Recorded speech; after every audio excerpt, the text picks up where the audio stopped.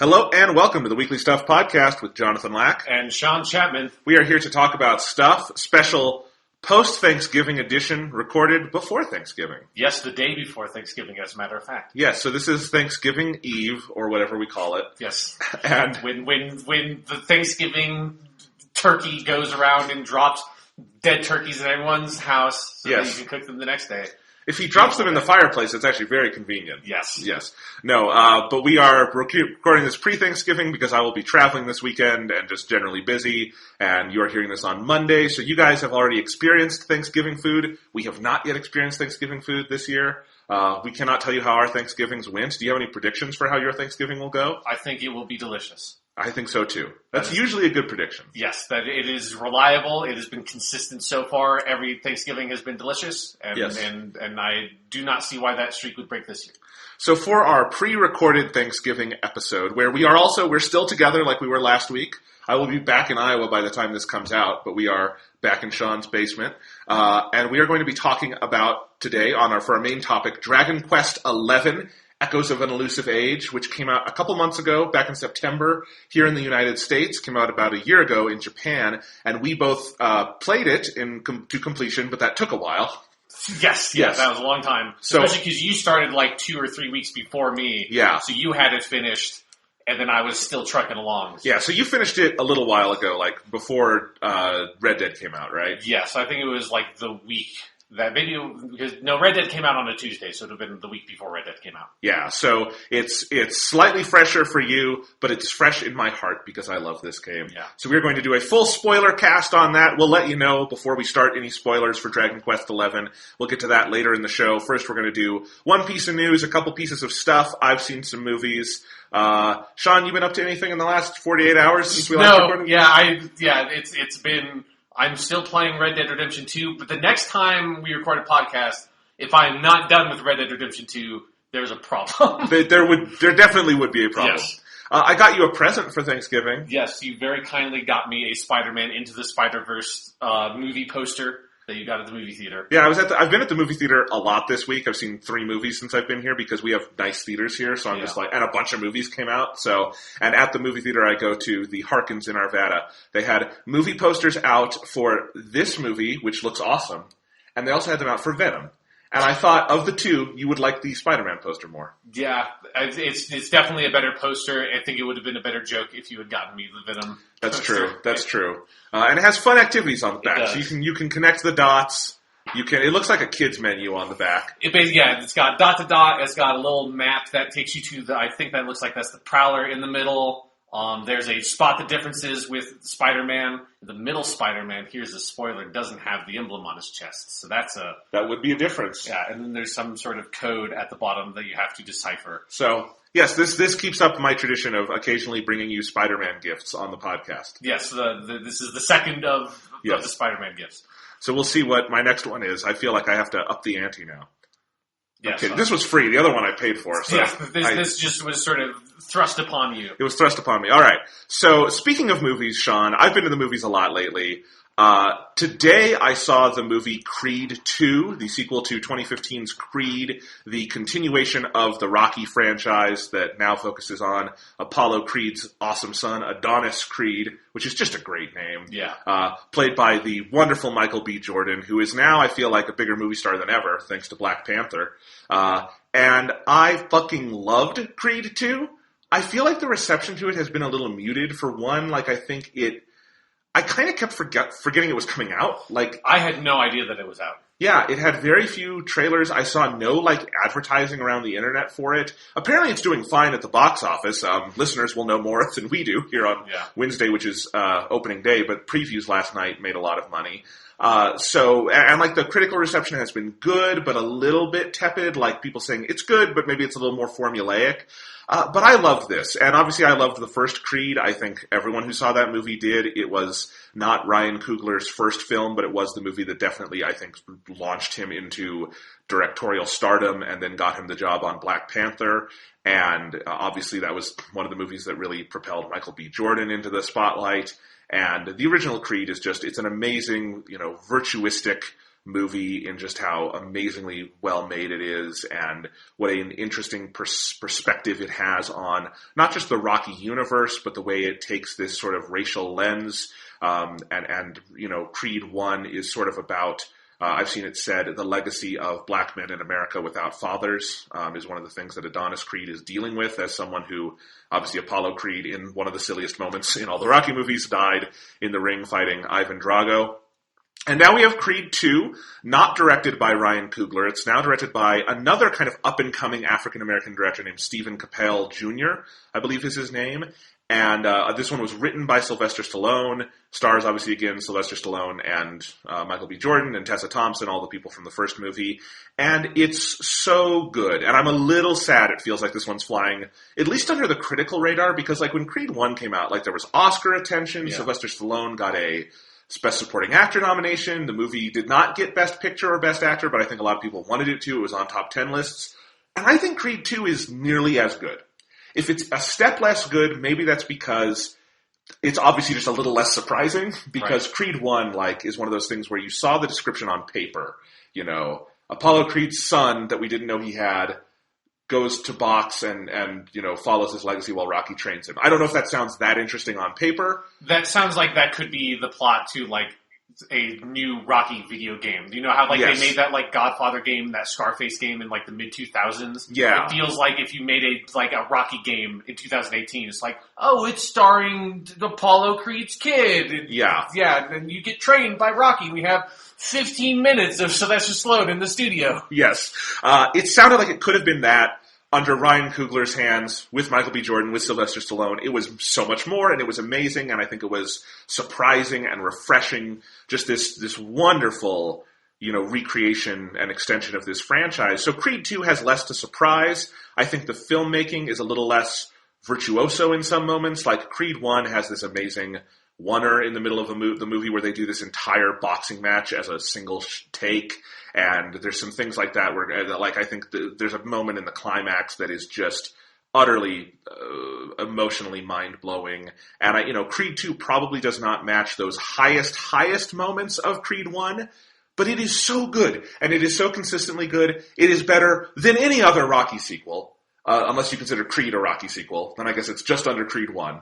But it is still so good. It tells kind of what I think you would think the obvious story for a second Creed is, which is Ivan Drago is still living over in Russia, and he has a son named Victor Drago, and Victor Drago wants to box Adonis Creed, and Creed is obviously drawn to this because Ivan Drago is the dude who killed his father in the ring, right? Yeah. So doubling down on that, we're going to take the silliest Rocky movie, and we're going to do a really serious modern update of it.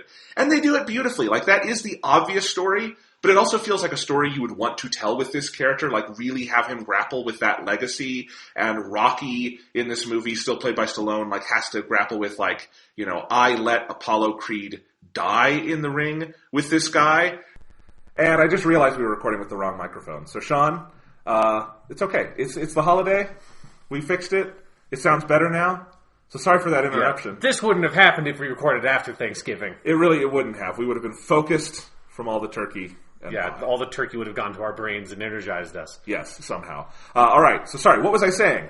Rocky is dealing with emotion, he let Apollo Creed die in the ring fighting Ivan Drago. Does he want to be a party to Adonis Creed fighting Ivan Drago's even bulkier son in the ring and all of these things? So I think it's the obvious story to tell, but I think it's the right story to tell. The movie is a little predictable but Creed 1 was as well. It's a Rocky movie. Like, yeah, there's a very specific plot structure that boxing movies tend to follow, right? And this is the thing. That is the biggest knock I've seen against Creed 2, which is it's predictable and formulaic. I would actually argue against the formulaic thing for reasons I'll say in a minute. It is a little predictable. I hate when people use predictable as a cudgel, though. That's weird to me. Like, predictable can be bad or good, I guess, but I think the problem is whether the story is well told. There are plenty of like, Hamlet is a really predictable story, Sean, at this point. Well, I mean, even in its time, like any tragedy is, because it's, has, especially if you're following, like, that sort of Aristotelian Greek tragic structure, it is by design incredibly predictable. Yeah, so it's how well told it is. Hamlet is well told, and then you have it today. Is it performed well or not? And that's what draws you in. Creed 2, the basic bones of it, if you've seen a Rocky movie, you know how the first fight is going to go, and then you know how the second fight is going to go, right? Mm-hmm. But the point is, how is the story told in the middle there? How are the performances? How is the cinematography? How is the pace? And this movie is just so beautifully done. It feels like the best Rocky movies in this regard, where it is a character study first and a boxing movie second. What it is really about is Creed trying to move forward with his life. He is, at the beginning of the movie, he wants to propose to his girlfriend, played by Tessa Thompson, who we met in the first movie. So they're going to get married. They wind up finding out she's pregnant. Him dealing with his impending fatherhood is a major theme here, because he is a man who grew up without a father. And, of course, the specter of this happening again, where he could die in the ring and leave his son or daughter without a father, is an idea here. Rocky is, both of these movies are so much about legacy. It's about the legacy these people are born with, that they carry with them, that Rocky has this very kind of mixed legacy in his own life, in that he did all these incredible things as a boxer, but he's lost his wife, he's lost his friends. In the Creed films, he's estranged from his son, but he has this connection to Creed's son, who becomes like a surrogate child to him. And I think all the ways it explores legacy in this film is a really beautiful, meaningful extension of what the first Creed film got into, and I think it does it with a really different lens. And extending that discussion of legacy, one of the things this movie does better than the first Creed, and better than a lot of the Rocky sequels, is I think the opponent is much better drawn. Like, Victor Drago is, he's a big, bulky Russian dude. But because it's him and Ivan, Dolph Lundgren is in this movie, he plays an active role, and the whole idea is that at the start of the movie, they've basically been outcast from Russia and they live in Ukraine. They're in this really low-rent housing area, and they're just trying to get this kid bulked up enough that he could challenge Creed, who is at this point the world heavyweight champion, for the title, and try to get back on top, because it turns out after Ivan Drago lost to Rocky in Russia during the era of the Soviet Union, he was outcast from Russian high society. And so he's trying to get back on top through his son, living vicariously through his son. And that is such a more interesting motivation than most Rocky villains have, I feel like. Yeah. And in Creed 1, it's not really a focus of the movie, so I don't think it's a problem, but the opponent in that movie is not important. He is just, a boxer who is good at boxing, and it's the guy Creed is going to fight, and it's not a particularly well-drawn character. Again, not the focus of that movie, so it's not a big bother, but I do think you get more emotional stakes when it feels like, one, Creed has a direct connection to this person, Rocky has a direct connection to this person, but that person also is fighting for something that we understand to be meaningful, rather than just, Clubber Lang is good at boxing and wants to beat up Rocky real good. And, right? He's Mr. T. And he's that's the actual character that Clubber Lang has, is he's Mr. T. Exactly. He says, "I pity the fool" several times in that movie. Exactly. Yes. So I think this movie does all of that so well. I think, again, maybe the filmmaking is not quite as interesting as Coogler's film was, but I think it's really engaging. There is a long take early in the movie that is not for a boxing match, but is for before the boxing match, that I thought was really emotionally resonant. There are, both of the big training montages in this movie are just fucking incredible. Some of the best Rocky training montages. They're so well done. They do a lot of underwater photography, with Creed doing some underwater training that is just awesome. And it is just, again, it is a very well-paced, emotional character piece that builds to, when he gets in the ring at the end of the movie, you are so primed for this fight. And just like in Creed 1, there's a moment when we're reaching the climax of the movie where a character asks something of Creed, and Creed responds in such a way that were it socially permissible to do this, I would be standing up in the theater cheering, "You get him, man!" And I was even in my chair, I'm yeah, because it's you're so into it, and it's what these movies at their best do. The fight choreography is so good in this one. It's a great movie. It's a great sequel. It might be my favorite franchise film to come out this year. The two Creed movies combined, I think, are just some of the best franchise movies this decade. They are really incredible works. I hope they do a third one, and I don't know, he fights, they find some way to pick up on the weird Hulk Hogan fight from Rocky 3, and now take that and make it serious. No, I want the robot from Rocky 4 to come back and try to destroy the world, and Creed has to fight him. It's just, again, they picked because almost all of Creed comes from Rocky 4, which is the silliest Rocky movie. And I love that, because these are such great films. And it's so cool. Sylvester Stallone, man, The dude can fucking act. I cannot nail down Sylvester Stallone because it's fucking weird. When you put him in a Rocky movie, he's like the best actor on the planet. Mm-hmm. First Blood, he's the best actor on the planet. When you put him in anything else, he's a ham. He makes some awful movies like The Expendables. But there's something about this character that brings out something in him that is really remarkable to see. And I think he's just as good in this one as he was in the first Creed. And it's amazing. It's a really cool series, and this sequel should not fly under anyone's radar because, again, I think it's on par with the first one. Cool. Have you seen the first one? No, that's one I still need to get around to at some point. You should. It's so good. Now that you, too, love Michael B. Jordan, since you saw Black Panther, he's so good in these movies. He is just one of our most, natural movie stars. You just look at the dude and you're like, that's a movie star. And then you watch him act and he's a movie star who can fucking act, is the other thing. So yes, it's fantastic. I love these movies. It was really good. Cool. Yeah. I also this week, so I've seen a bunch of movies this week because I'm home, I'm in Colorado, we have better movie theaters here than we have in Iowa City, and for Thanksgiving week they decided to release 50 billion movies. I'm not even seeing everything I wanted to see. But I also saw, because we had one family movie night with my parents, and they did not want to see Creed, they didn't want to see Fantastic Beasts, which now that's fair enough, it was horrible. They didn't want to see Wreck-It Ralph 2, which I still need to see. They didn't want to see Widows, which I thought I could get them to see Widows, the new Steve McQueen movie with Viola Davis. Mm-hmm. That looks awesome, but no, they didn't want to see that. They wanted to see Green Book, which if you don't know what Green Book is... Which I did not before you came over. It is the Oscar season movie that your parents will be wanting to see. And now you have a picture of it in your head. It is that movie. It is 1960s South, where it's about Don Shirley, who was a famous musician, the Don Shirley Trio. He's an amazing pianist. And it's the true story of Don Shirley went on a tour throughout the Deep South. This is pre the Civil Rights Act. It's 1962. And he needed a driver who could also sort of be protection. And so he gets this guy from New York. I forget the guy's name. Nick Vallelongo, I think is his name. And he's played by Viggo Mortensen. Don Shirley is played by Mahershala Ali. And they, it starts out and the Viggo Mortensen character is kind of racist.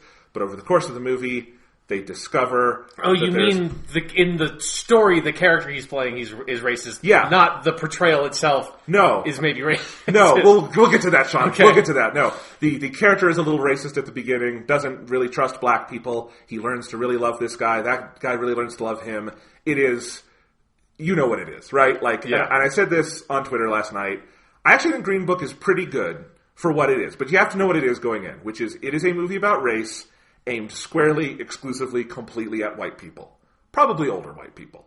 Because it is about how, these two guys became friends and overcame the racial and class barriers that just, defined them, and everything is good at the end of the movie, right? Yeah, racism is solved. Racism is solved. Good job, guys. It's a fairly naive portrayal, I think, of the South. It particularly, it is a very white perspective. It is entirely Viggo Mortensen's POV. The Don Shirley character is not a POV character whatsoever in the movie. He is important. He has interiority. It's a great performance from Mahershala Ali. Obviously, that guy cannot deliver a bad performance. But it is not his story, which is weird because it sounds like it's his story. Yes, and I think there would be a way to do this movie the complete opposite, and I don't know if that would be better or worse. It would probably be more, socioculturally interesting to me. Yeah. But it is that perspective, and know that going in if you are going to be dragged by your parents to see it. But within that framework, and it also, I should say, has not a bone of subtlety about it. This is the kind of movie where, if there's a cop who is racist, they really want you to know the cop is racist, that kind of thing, right? Right. It is not subtle at all. Within that framework, it's decent. It's well done. It's well acted. It's an interesting movie. It is a perfectly fine way to spend 2 hours at the movies.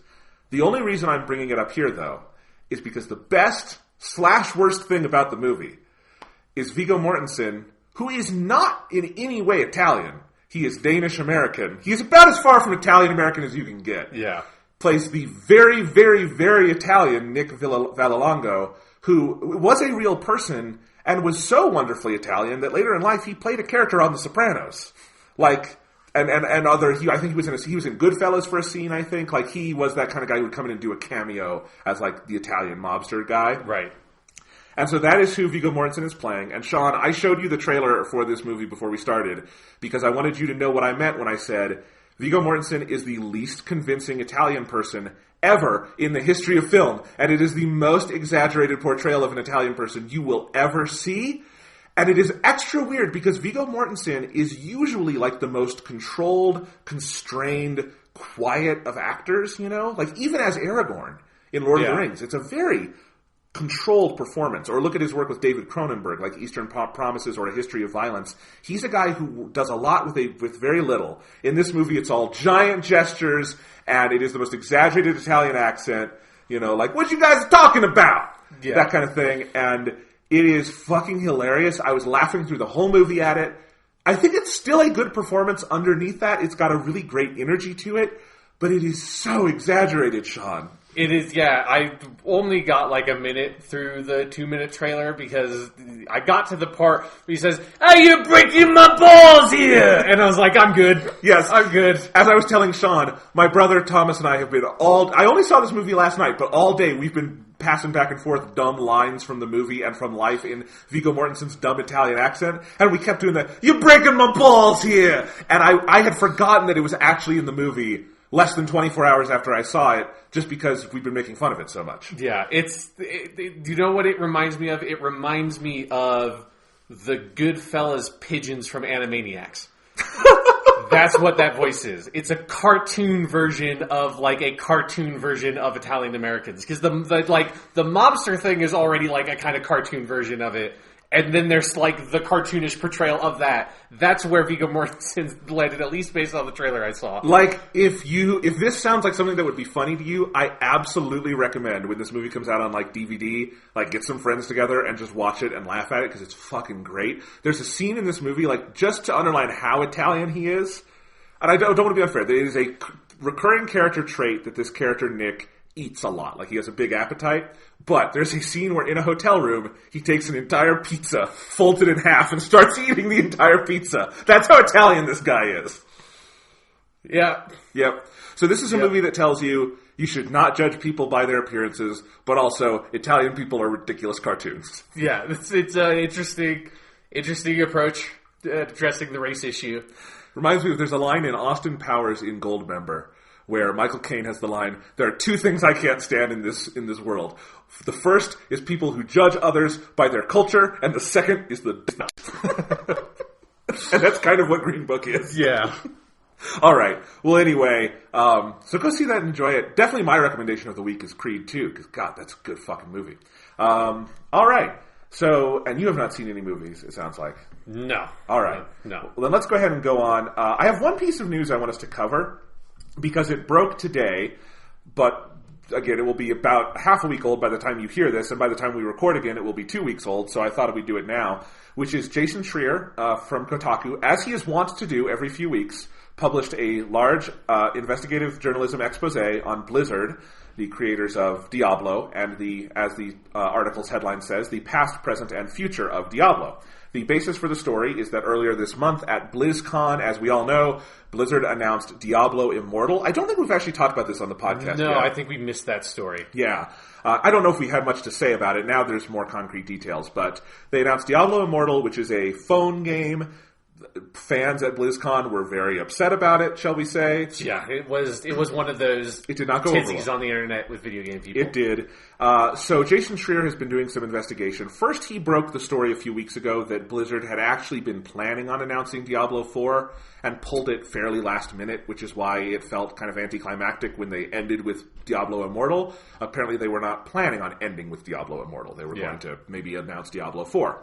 So Jason Schreier looked into this. What is the state of Diablo? So let me go through some of his major findings. It is a very long piece. This is akin to that Red Dead Redemption piece from a few weeks back. Since it came out today, I have not had time to read it personally yet. So I'm relying on you, Jonathan, as my interpreter. Yes. So I'll read a paragraph of the questions he asks and then tell you what his answers were. He says, "What's really going on with Diablo? what happened to Diablo 3's long-term plan? Is Diablo Immortal developed in part outside of Blizzard by the Chinese company NetEase, a sign that Blizzard has lowered its standards or abandoned its core audience? And finally, is there a Diablo 4 in development, or has Blizzard given up on PC games in favor of phones? So let's take those one by one. What are his conclusions?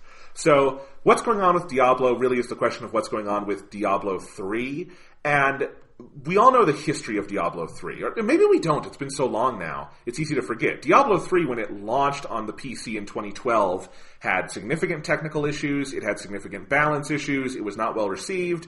It's kind of weird because now we all know Diablo 3 is a beloved, awesome game that you can play on every console under the sun. Yeah, it just came out on Switch.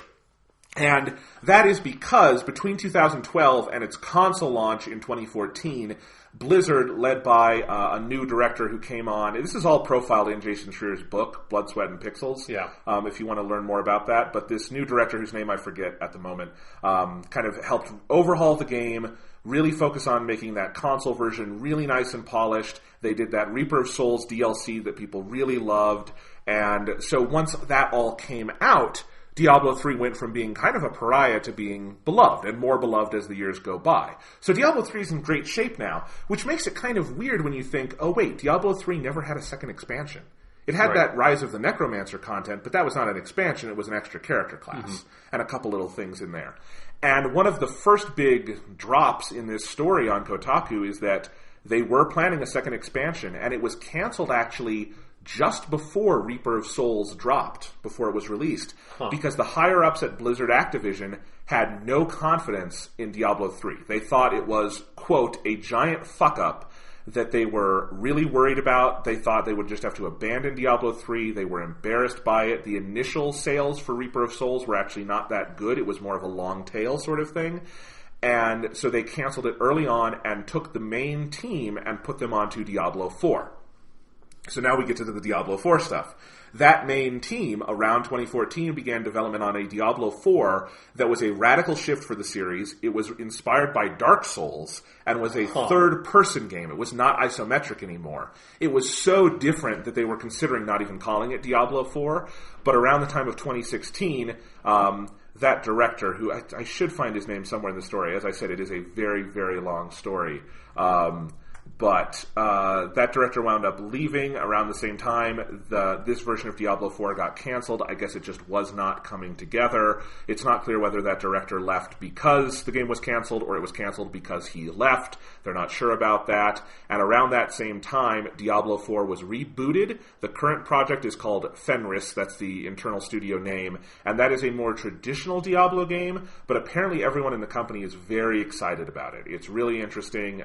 It has a lot more influences from earlier Diablo games. Apparently it's a lot darker. They also want to see if they can add some social elements to it. But apparently people in the company are very enthused about it. But they also have only been working on it for 2 years. They're not sure if it's going to get rebooted again, how it's all going to go, and they do not feel ready to announce it yet because they feel, and this is another major detail, that they were burned throughout the last decade by things like Titan, which was their MMO that failed. Right, yeah, which eventually, like, the character designs and ideas for that turned into Overwatch. Yes, but that and some of their StarCraft plans that fell through, all of that has led Blizzard to be a lot more cautious about what they do and don't announce.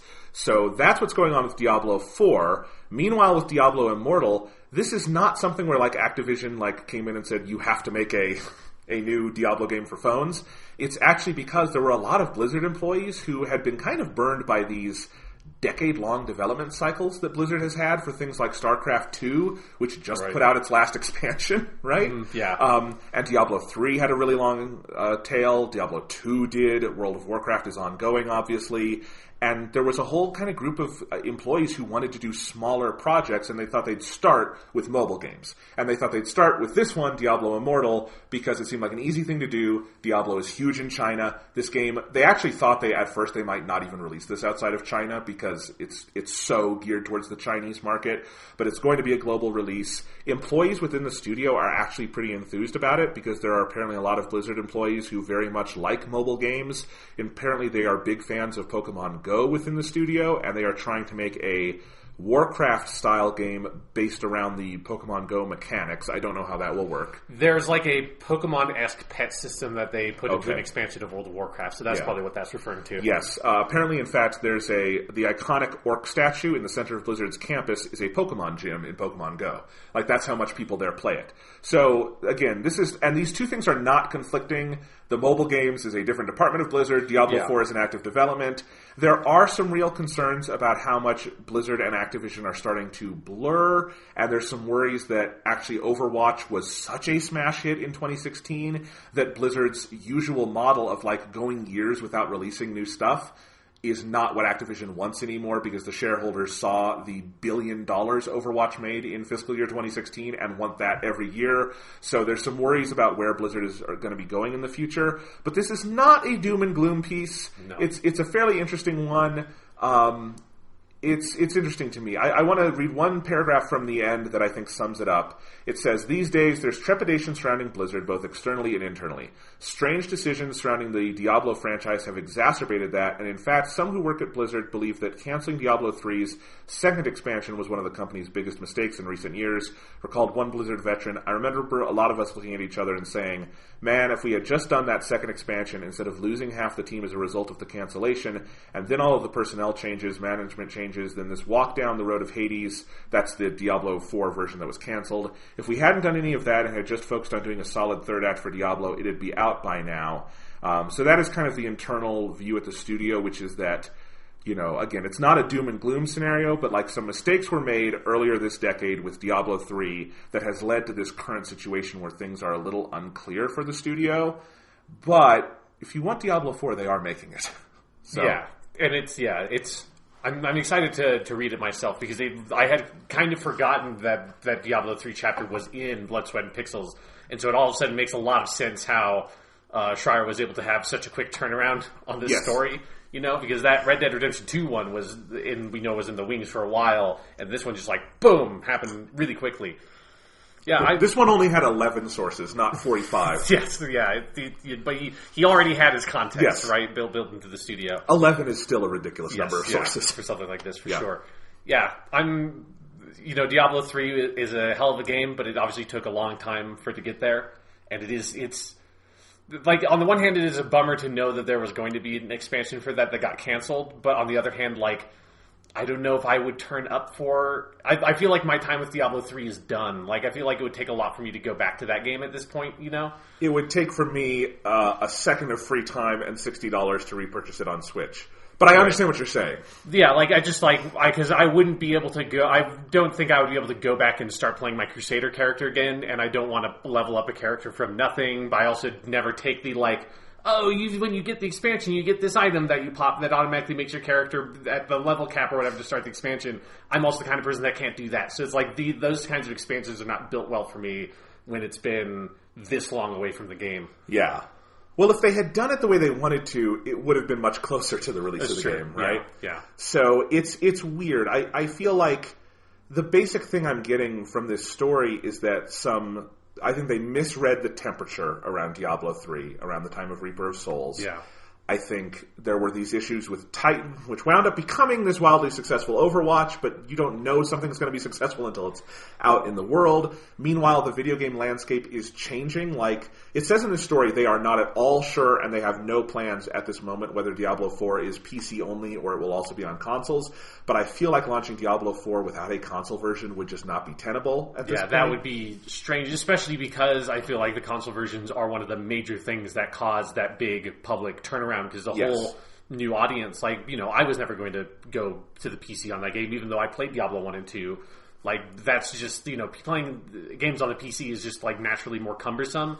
And the best thing about Diablo 3 on the console was it was the most just, like, I'm going to slump down on the couch and just murder endless swaths of skeletons and zombies and demons and bullshit while I'm just, like, barely alive as a human being, and I'm just, like, doing minimal inputs on the controller. That's the kind of game that is. Right. So I feel like there's trepidation on what exactly Diablo 4 should be, because Diablo 3 is a pretty, perfect version of that game in a lot of ways, and it's so polished after the years they spent making it and then remaking it. So you can tell there's this trepidation within the studio. I think Blizzard is an interesting company in that pretty much everything they do is very successful, but again, the times are changing. What the measures of success are is changing. They are the kind of company that, World of Warcraft is the only game in town for that genre. Right. There are other MMOs that do fine, like Final Fantasy XIV, but that is kind of a genre unto itself. Overwatch is... It's not technically free to play, so it's sort of a thing unto itself, in that it's kind of in that Fortnite, PUBG sort of space, although it's different. They do such weird, different things, and I do think you can kind of feel that push and pull, especially as Activision is maybe... It does not sound like there's a bunch of corporate interference, but just that, they're both getting bigger. They are a joined company. They are a merged company. And I think it's those things don't always sit as easy together. So I'm very curious what the future of the company is. And it does feel like Diablo 4 is their immediate next big project. But I wonder where that goes. Yeah. It does make, to talk a little bit about the Diablo Immortals and, that announcement, because we did kind of just skip that story. It is that thing that's just, it's so frustrating to see people react, so... kind of violently in that way of you announced this mobile game that is obviously not actually would take any resources away from the team that's actually making Diablo 4 that we all know is working on whatever the next Diablo game is, but people throw this huge fit. And it's that thing that's it makes me think about, because it's the kind of thing where, a lot of people were saying all you had to do was do what Nintendo did and just show us a logo and say we're working on Metroid Prime. But it's I get that. But then at the same time, if that's all it takes, if that's the wall between everyone is placated and there are digital riots in the streets on Twitter and all that shit and people harassing developers, if all it takes is someone just on stage showing you a logo of the number 4 with flames on it and saying, somebody's making Diablo 4, then that's real fucking stupid. It is. Elder Scrolls 6 is the even better comparison in some ways. Because Metroid Prime 4 is at least a this decade game. Well, who knows? We'll see. Yeah, I mean, it seems like reports are that's a next fall game. But in any, Elder Scrolls 6 either way is further off. And Elder Scrolls 6 was that. It was that we were announcing our new Fallout 76, which was a very different kind of game. Yeah, and then specifically they did Fallout 76, and then they did Elder Scrolls Blades, which is a Elder Scrolls mobile game. Right, so they did that placation. But I agree, Sean, if you really didn't believe Bethesda was building... or developing Elder Scrolls 6 until you saw that logo, I have a bridge to sell you. Again, I don't know what kind of fool you are at that point. It's obviously they're making that. It's Blizzard. They're making Diablo 4. It might not come out soon. It might not be this decade. It might not be this console generation. Diablo 3 is not that old at this point. It's 2012 to now. That's 6 years. 4 years since the relaunch with Reaper of Souls. 3 years for the current consoles when it came out in 2015. It's not that old. Give them some time. Yeah, Blizzard takes a long time making games anyways. You do not have to play Diablo Immortal. It might not be for you. I do get the criticism, or not a criticism, but the observation that maybe BlizzCon keynote at the very end of the event was not the best place to announce that, where it does feel a little trolly to your core audience. I don't think that was anyone at Blizzard's intention, but I saw a video from that event where some fan got up during the Q&A and asked the developers, is this an April Fool's joke? And it was so mean and disrespectful. Fuck off. These people are working really hard on this game, and you don't have to like it, you don't have to play it, but one of the things this Kotaku report really focuses on is that team making Diablo Immortal, working with NetEase on it, are there because they want to make it. The director of that game is a well-regarded person inside Blizzard who did this because he thought it would be a cool project and just mix things up and try something different.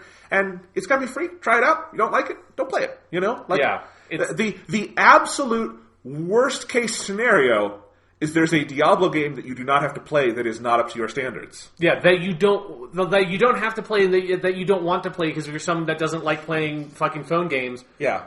Well, then good for you. You don't have to fight. If you don't like playing phone games, then don't play this phone game. Right. If the announcement was, we're making Diablo Immortal, and all currently existing copies of Diablo 1, 2, and 3 on consoles and PC will be deactivated. Yes, we're shuttering down. We're getting rid of all of our teams that are working on our real games, and all we are doing is making Diablo Immortal. We're shutting down fucking Overwatch.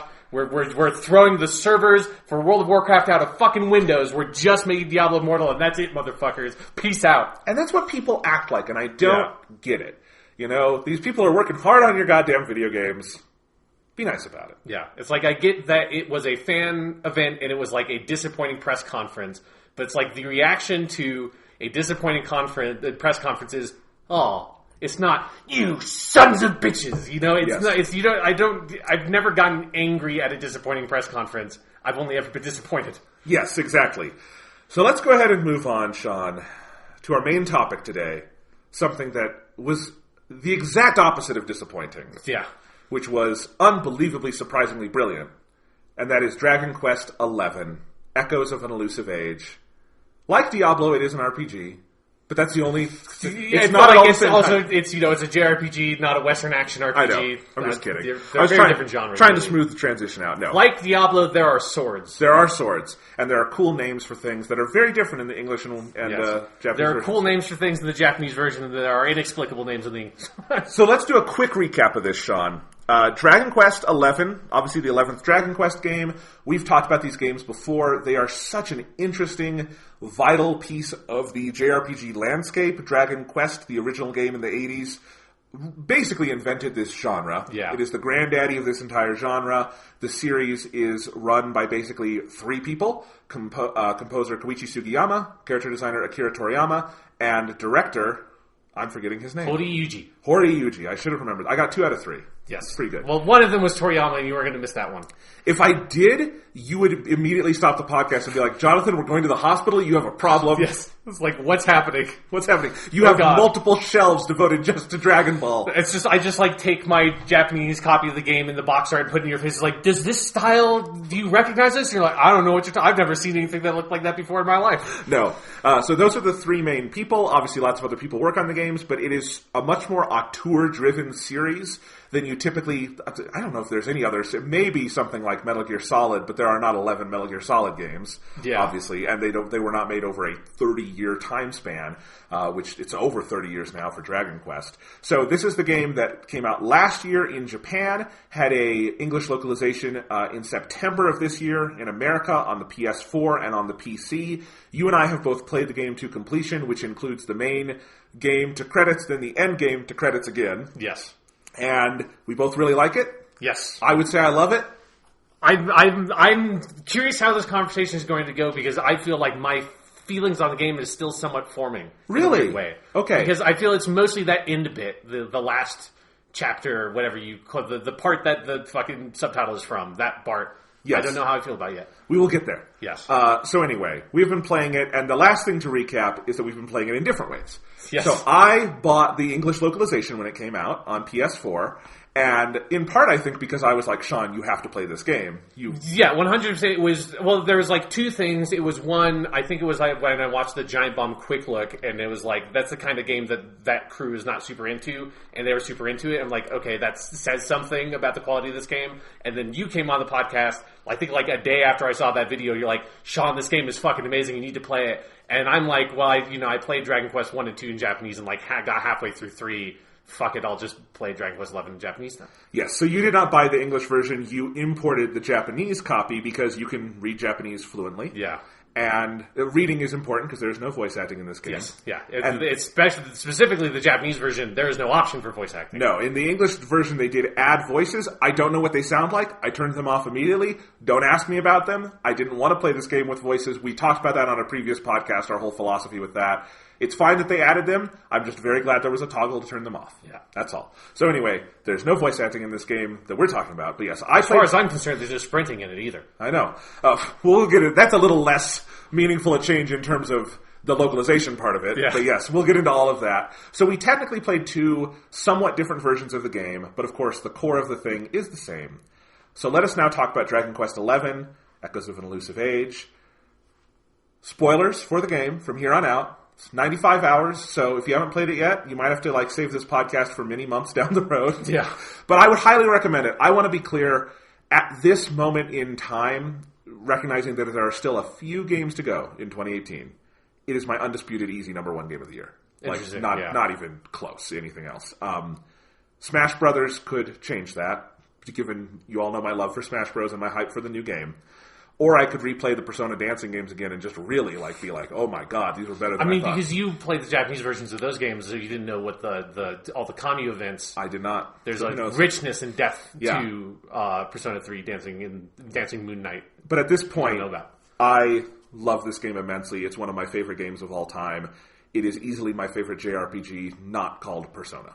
Yeah, I think I would probably agree that this is my favorite JRPG that's not Persona. I'd have to sit down longer and really think about that. But I think my rankings for Dragon Quest so far go Dragon Quest 11, Dragon Quest 1, Dragon Quest 2. Actually, no, the first half Dragon Quest 3 and then Dragon Quest 2. Dragon Quest 2 is honestly not that good. And then, I like this more than any of the Final Fantasy games I've played for sure. So that must mean it has to be at the top. But it's definitely not my number one for this year. Okay. It's probably in my top 5 right now. It's definitely in my top 5 right now. But I think I have more quibbles with it than you do. All right. Well, do you want to jump into that right now? Do you want to get to just talking about the story and characters? We've talked enough about some of the battle system mechanics that I feel there's a lot we don't necessarily have to rehash. There are just, let me recap some of the things I love about it. Okay, yeah. And then maybe you can give me a baseline on what you liked, and then maybe we can get into any quibbles. All right? Yeah. So, there's so many things. I have a whole list that we're going to go through at some point, which is just amazing moments that are seared in my memory from Dragon Quest XI, because I do think, first and foremost, I just think it's a great story. I think I probably actually have some of the same quibbles you do near the end, but overall, it's the journey, man, not the destination. And I'm okay. But we'll get to that. I think it's an amazing story. It's got just one of the best casts of characters. And I think one of the most important things is that the world of the game feels so insanely alive.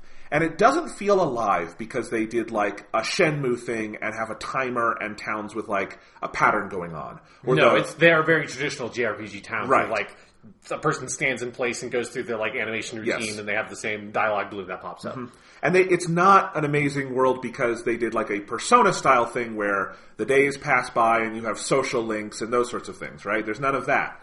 What makes it amazing is really just a mastery of the fundamentals.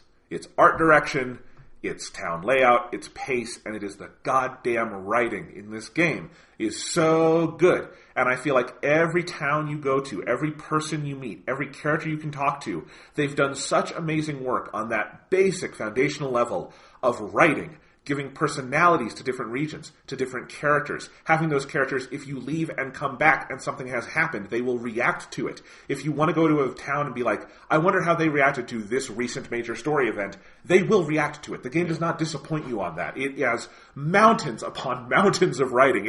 It might have the most text I've ever seen in a JRPG.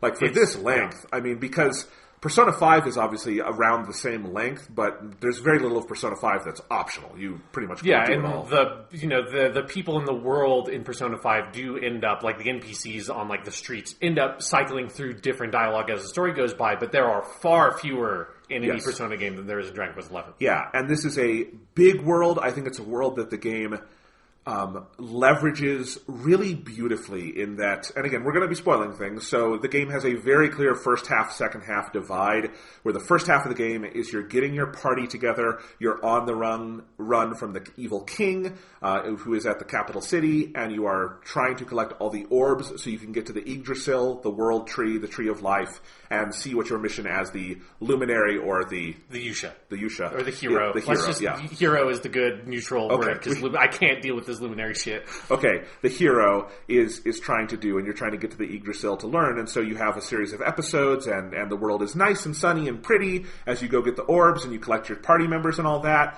and then you go to the Yggdrasil, and shit goes really bad, because the evil wizard named Mordegon, in my version...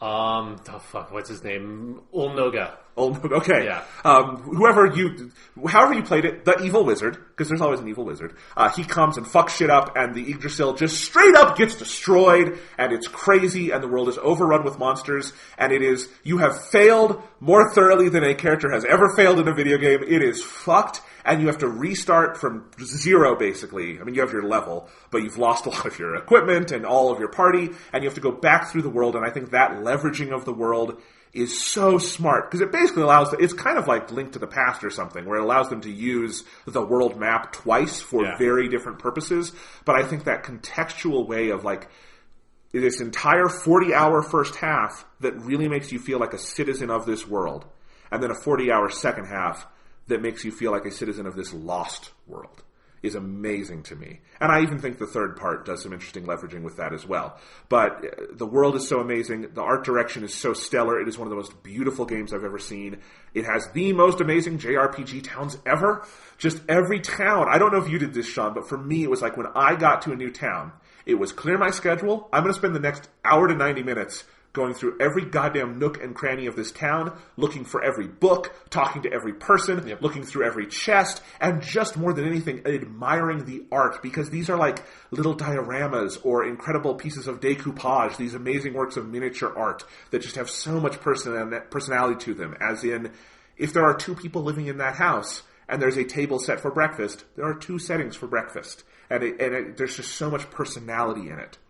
And you combine all of that with just this incredible grasp on the fundamentals, which I would define in this as being the battle system, the writing, the characters, the pace, all of these things. Again, this is a game that is iterating on basically what was in Dragon Quest I and iterating over 30 plus years and just making it more and more and more refined. And this is just one of the most refined, polished things I have ever played. It really is. If you've ever, as a Western player, if you played like Final Fantasy IV or something and thought, what would it be like if someone made a game like this with the power and technology we have today, but didn't do what Final Fantasy did and go emo with it? Well, that's what Dragon Quest XI sort of is. Only it's not the Final Fantasy version of it, it's the Dragon Quest version. And all of that put together, I think, is a good summary of what I love about this game. And again, I can't stress enough that, especially as the story goes along in that second half, it is just... It's like a great anime, and every episode is just a goddamn knockout.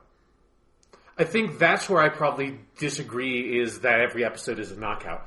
So for me, because I think I basically agree with everything that you really love, and it is, the world is so richly detailed and textured and thought through.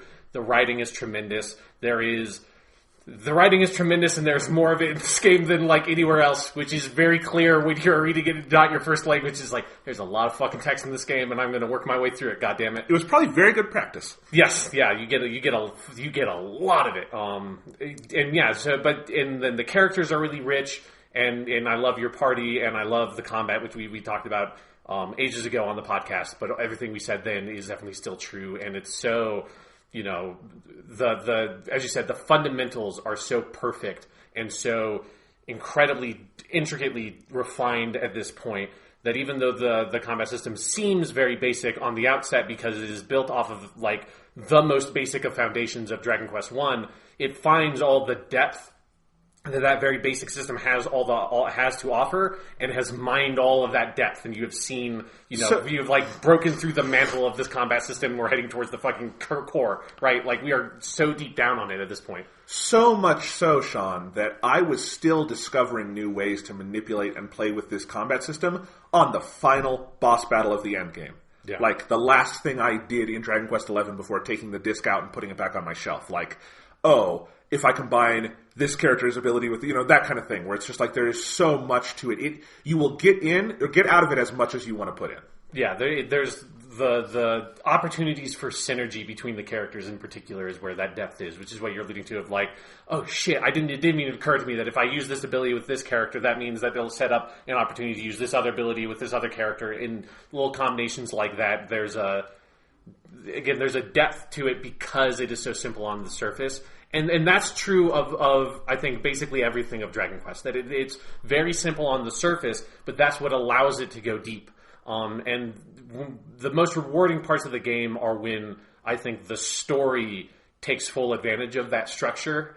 And the structure of the story itself is, as you noted, incredibly episodic. It is very much like, I go to this town, and there's like a little self-contained story in this town, and then I go to the next, and, obviously there is a larger journey that all of those are building to, but it is ultimately about the smaller stories that are told along the way on your adventure, and then it is broken into 3 different distinct sections, because I think the last section is inseparable. Like, that's like literally what the subtitle is talking about, is that final act or whatever. Yeah, it's hard to say it's end game content. Like, there is a roll credits, but if you put the game away after the first roll credits, I think you would feel deeply dissatisfied because the story is very clearly unfinished. Yeah, like there are multiple different, like, there's one in particular, like, huge thing that has not been resolved. That's like this whole storyline that's like that is not done. It's like if you put away Nier Automata after your first playthrough. Yeah, I don't think it's not quite as extreme as that, but it is definitely like, it is similar to that of like, or like Metal Gear Solid 5. I think Metal Gear Solid 5,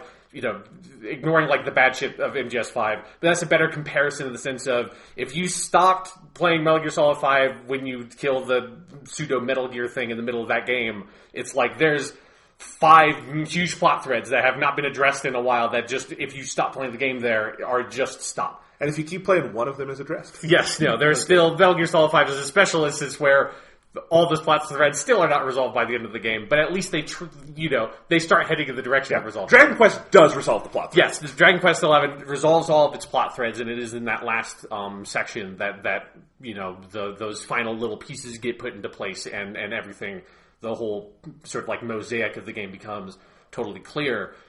If I have like my biggest criticism of the game for me is that, and it kind of happens, I feel like, more frequently the deeper into the game I got, is that some of those individual pieces, those individual episodes are not as satisfying and not up to like the standard. And it's particularly, there's like that kind of middle bit for me where there are a couple of them, in particular the mermaid story and the story right after the tree falls and you're with Greg or fucking whoever he is in your game. Henrik? Sure. I don't know. The night guy? Yes, your secret 8th party member that you have. That's not so secret that there's going to be an 8th party member because all the menus have 8 spaces. But, it's a big surprise. Yes. And that whole story with him, I think those 2 sections for me are so incredibly strong. And there are other bits along the way that are more disappointing. And it's particularly some of the party members like Martina or whatever the fuck her name is, the princess. A Jade in English. Yeah, sure. Oh, the Jade. Wow.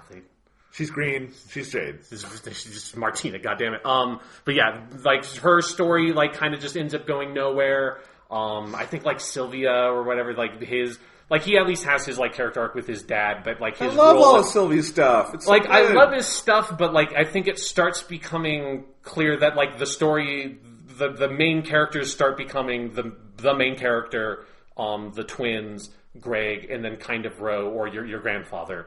Rab. And Camus and Sylvia and Martina don't have, like, they have some little good bits on the side. Martina doesn't after a certain point. She just feels like she has no good story material left past the first, like, chunk. And that stuff that all disappointed me more and more the deeper I got. Let's table this for just a second. Okay. Because I don't want to confuse our listeners too much, Sean. Okay. We're going to go through the 8 party members, and we're going to very quickly say who we mean when we say different names, because most people listening to this will not have played the version you played. The real version, okay. Okay. Yeah. But let's go. Okay. The hero is just the hero. What did you name him? 11. Which is, that's the tradition. That's how you do it. I named him Hiroshi because I was looking at my DVD shelf and I saw a box set of films by an old Japanese director. By old, I mean he's very dead. He was like 1900s. Named Hiroshi Shimizu, so I named him Hiroshi. But anyway, the hero. Yes. Okay, so he's the one Japanese dude from the village of the rock around whatever it's called. It's Cobblestone. Okay, Ishinomura. Okay. Cobblestone is not a bad translation of that. No, that's decent. Yeah. Yeah. Okay. Anyway, all right. So we have the hero. Okay, your buddy with blue hair, who is the thief. Yes, that's Camus. Eric in English. Okay, he's my boy Albert Camus. Okay, so author of The Stranger. Eric is Camus, and Camus is Eric. So there we go. All right, you've got the twins, who in English, so the little girl who is actually big, but she's been shrunk down, is named Veronica. She has a red hat. Veronica, that's the one. That's there we go. The one common point, the singularity around everything. Yes, her sister, who wears white and green, she's the healer in my game, Serena. Senya. Senya. What is their combined name in the lore for you? What do you mean combined name? So the person who in the the sage from the previous that's Seneca. It's Serenica in this one to make it sound more like Serena and Veronica. So anyways, that's close enough though. Okay, yeah. So we have Serena and what did you say? Senya. Senya. Okay, so Serena, Senya, Serena. There we go. All right, we have your grandfather, the old king in my game. So he's the short, fat guy who looks very much like a Dragon Ball character. They all do, but he does particularly. Yeah. His name in mine was Rab for some reason. Okay, in mine he's Ro. Okay, he was Rab, which is short for Lord Robert. Did he have a different one in? He's just Ro. They never give his full name? That is his full name. Oh, okay. Because it's like Ro, the previous king of whatever. I don't even remember. Okay, because in flashbacks they're like calling him Lord Robert in my game. No, yeah, he's just Ro. I mean, they probably call him. They call him Ro Sama, but he's just. Oh, that makes sense. That's Ro-sama. the fucking name. You couldn't really do that. If in English that would be Mr. Rab, and it wouldn't. Well, it's their fault for picking that name. I know. Like, they just, solving a problem they made for themselves. All right, so Rab, Ro. Then we have the cool, Wuxia hero, who is in green, the princess. In mine, she was Jade. In yours, she was Martina. Martina and Jade, okay. I don't know why they changed that one. Yeah, that one's weird. That one's weird. All right, and then you have, who are we forgetting? Henrik is the knight, the king of Heliodor. Delcadar? Delcadar? Okay, Heliodor. We're not going to go to all the locations. We're just doing that one's particularly weird because Delcadar is clearly like this very ominous sounding name. Heliodor. I don't know. Anyway, all right. So Henrik, and you said he's Greg. Greg. It's not Greg. It's like Greig, like Edvard Grieg. Yeah. Okay. So anyway, Grieg is Heinrich. Okay. So those are the main 8. If any others come up, then there's Sylvia and... Oh, I forgot. And Sylvando. Okay. Why did they have to change that one? I don't know. Sylvando, I guess, sounds a little more circus-y than Sylvia. I don't know. Sure. How gay is Sylvia in the Japanese version? It's offensive. Okay. Yeah. Do you think they toned it down at all in English from what you saw? I have no idea. I didn't see enough of his dialogue. I mean, obviously all the visuals are there. Yes, he basically calls people honey. He's like very... It plays like he's a drag queen is actually what I would say. Sort of like an exaggerated sort of drag performance. That's not who he is, but that's kind of how they're playing. Yeah, it's that in Japanese, it's like that kind of Okama sort of thing. Yeah, it's approaching that for sure. All right. Anyway, so those are the main character names. Now we can continue. Yeah. Until we have to do all the I feel like maybe we should just talk about the differences between the English and Japanese. Like, we just have to have a segment. Like, let's just do it. Quick segment, yeah. So because we already went over, that was our preview of our feelings on the game. We'll get back to it, yeah. So okay, so what else? I mean, they did, obviously there's the big localization change. They also did some mechanical changes like adding sprint. They made some changes to the UI. The English version also has improved visuals, frame rate, things like that. It just runs a little smoother, particularly on the PS4 Pro. I think it has, I don't know if it has full 4K support or if it does some checkerboarding. I don't have a 4K TV, so I wouldn't know, but it looks very, very nice. I assume it still looks very nice on the original version. Yeah, it looks good, for sure. Yeah, so those are some changes.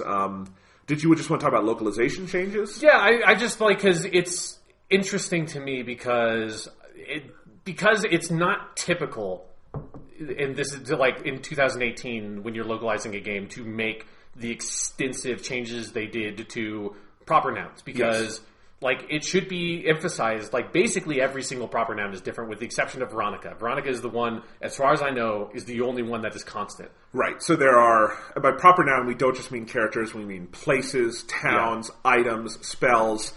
It's a weird thing because Dragon Quest is a long-running series that has been localized in the United States since the beginning. There were some years, like I think after 4, maybe it was after 3, but they were in the middle, like I think it was 4, 5, 6 never came out here until the DS versions later on. So they did not come out on the NES and the Famicom and the Super Famicom. Well, no, they would have come out on those. They wouldn't have come out on the NES and Super NES. But then 7, they started up again on the PlayStation, and then we got 7, 8, 9. We never got 10, which was the MMO one. But all I mean by that is there's a long history of these localizations. And obviously when Dragon Quest 1 came out, it was much more common to do these kinds of things. And so that game was changed to Dragon Warrior. The whole name of the series was changed, and they made alterations to all the spell names. They changed a lot of the characters and towns. This is where actually, because I should say, they've actually gone back and forth on this in some re-releases. Like I know the Game Boy Color versions of Dragon Warrior 1 and 2 did a much more faithful translation, and they use names like Loto and things like that, which is the original name of the hero. The original Dragon Warrior 1 called him Erdrick, and so the name of the world was Erdrea, and all of these things. And Dragon Quest XI follows the Dragon Warrior 1 naming scheme, I think under the assumption that because Dragon Quest XI has so many callbacks to other Dragon Quest games, it is in some ways a very direct sequel to the early games. They wanted it to feel like what people played early on in America in the series. So clearly that's a choice they made.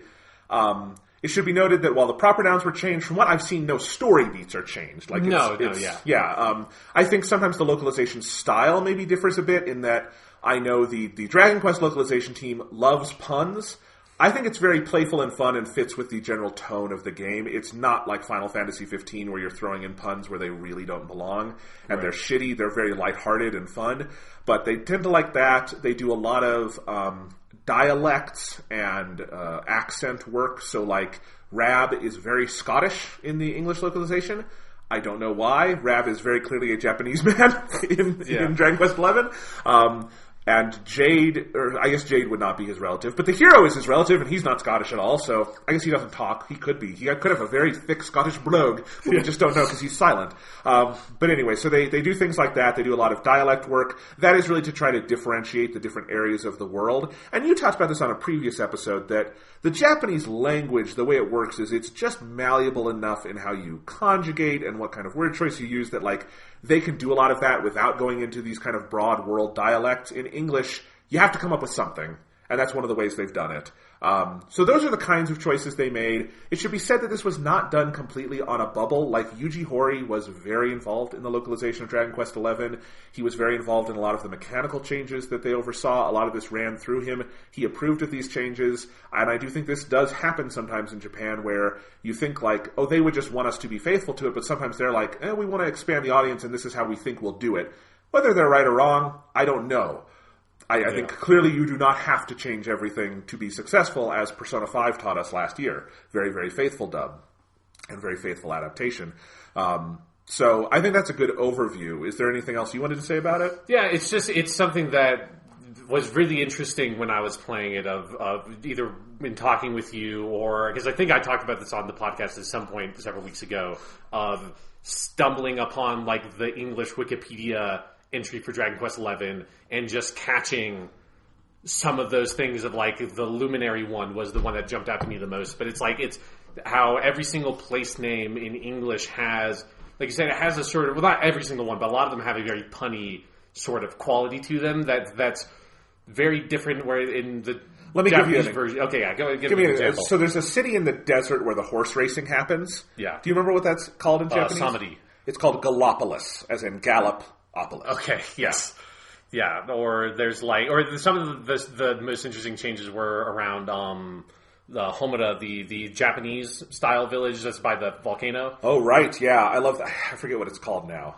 Okay, yeah, because in that, the thing that was most interesting, because that's the part where, in the Giant Bomb Quick Look, that's where they were, and in that village... Hoto, it's Hotto.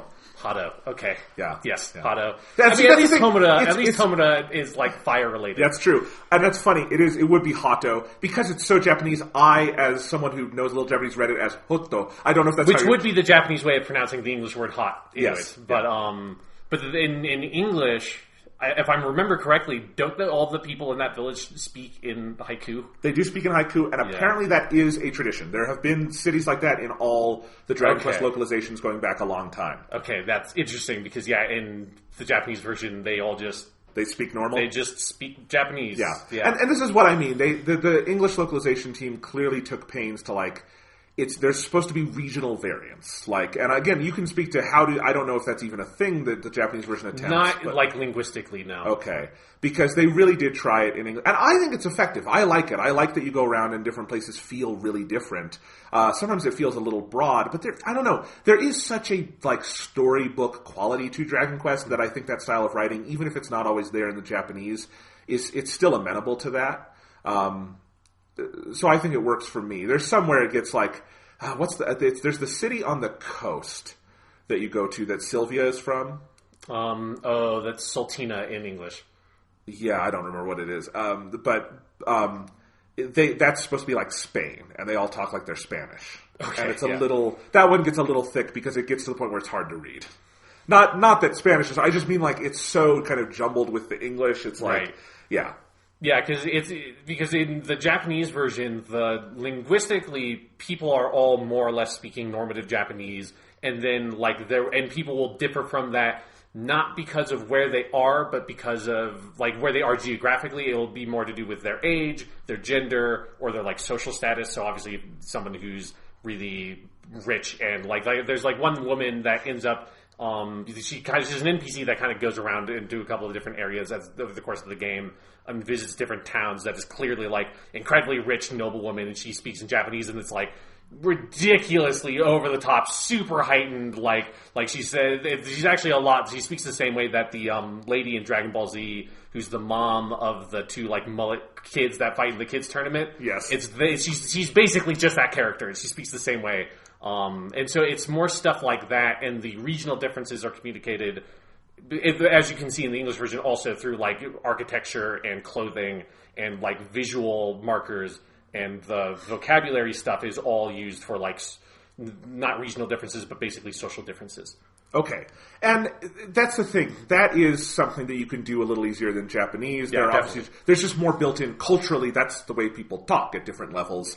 In English, we don't necessarily... We have obviously differences in class and race and gender a little, but it's not as pronounced. Yeah. So I can see why that becomes how they change it in English. It's trying to give it character in whatever way you can with the language you're using.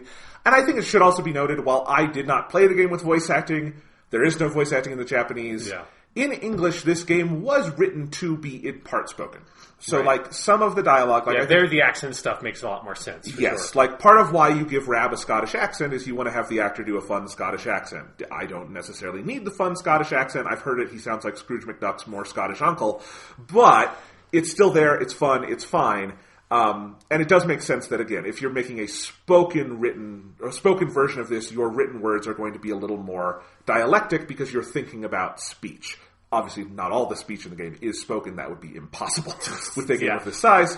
But that's like a 20-year project or something to voice act the entirety of Dragon Quest XI. Yeah. So, anything else in regards to the localization and the differences we should talk about? I think for me, probably the most significant difference is the luminary thing. That's the thing that took me, because like the other stuff is stuff that kind of is against my taste in localization of that, like we're trying to like punch things up and make them a little bit punny and like that kind of stuff I'm not a huge fan of, generally speaking.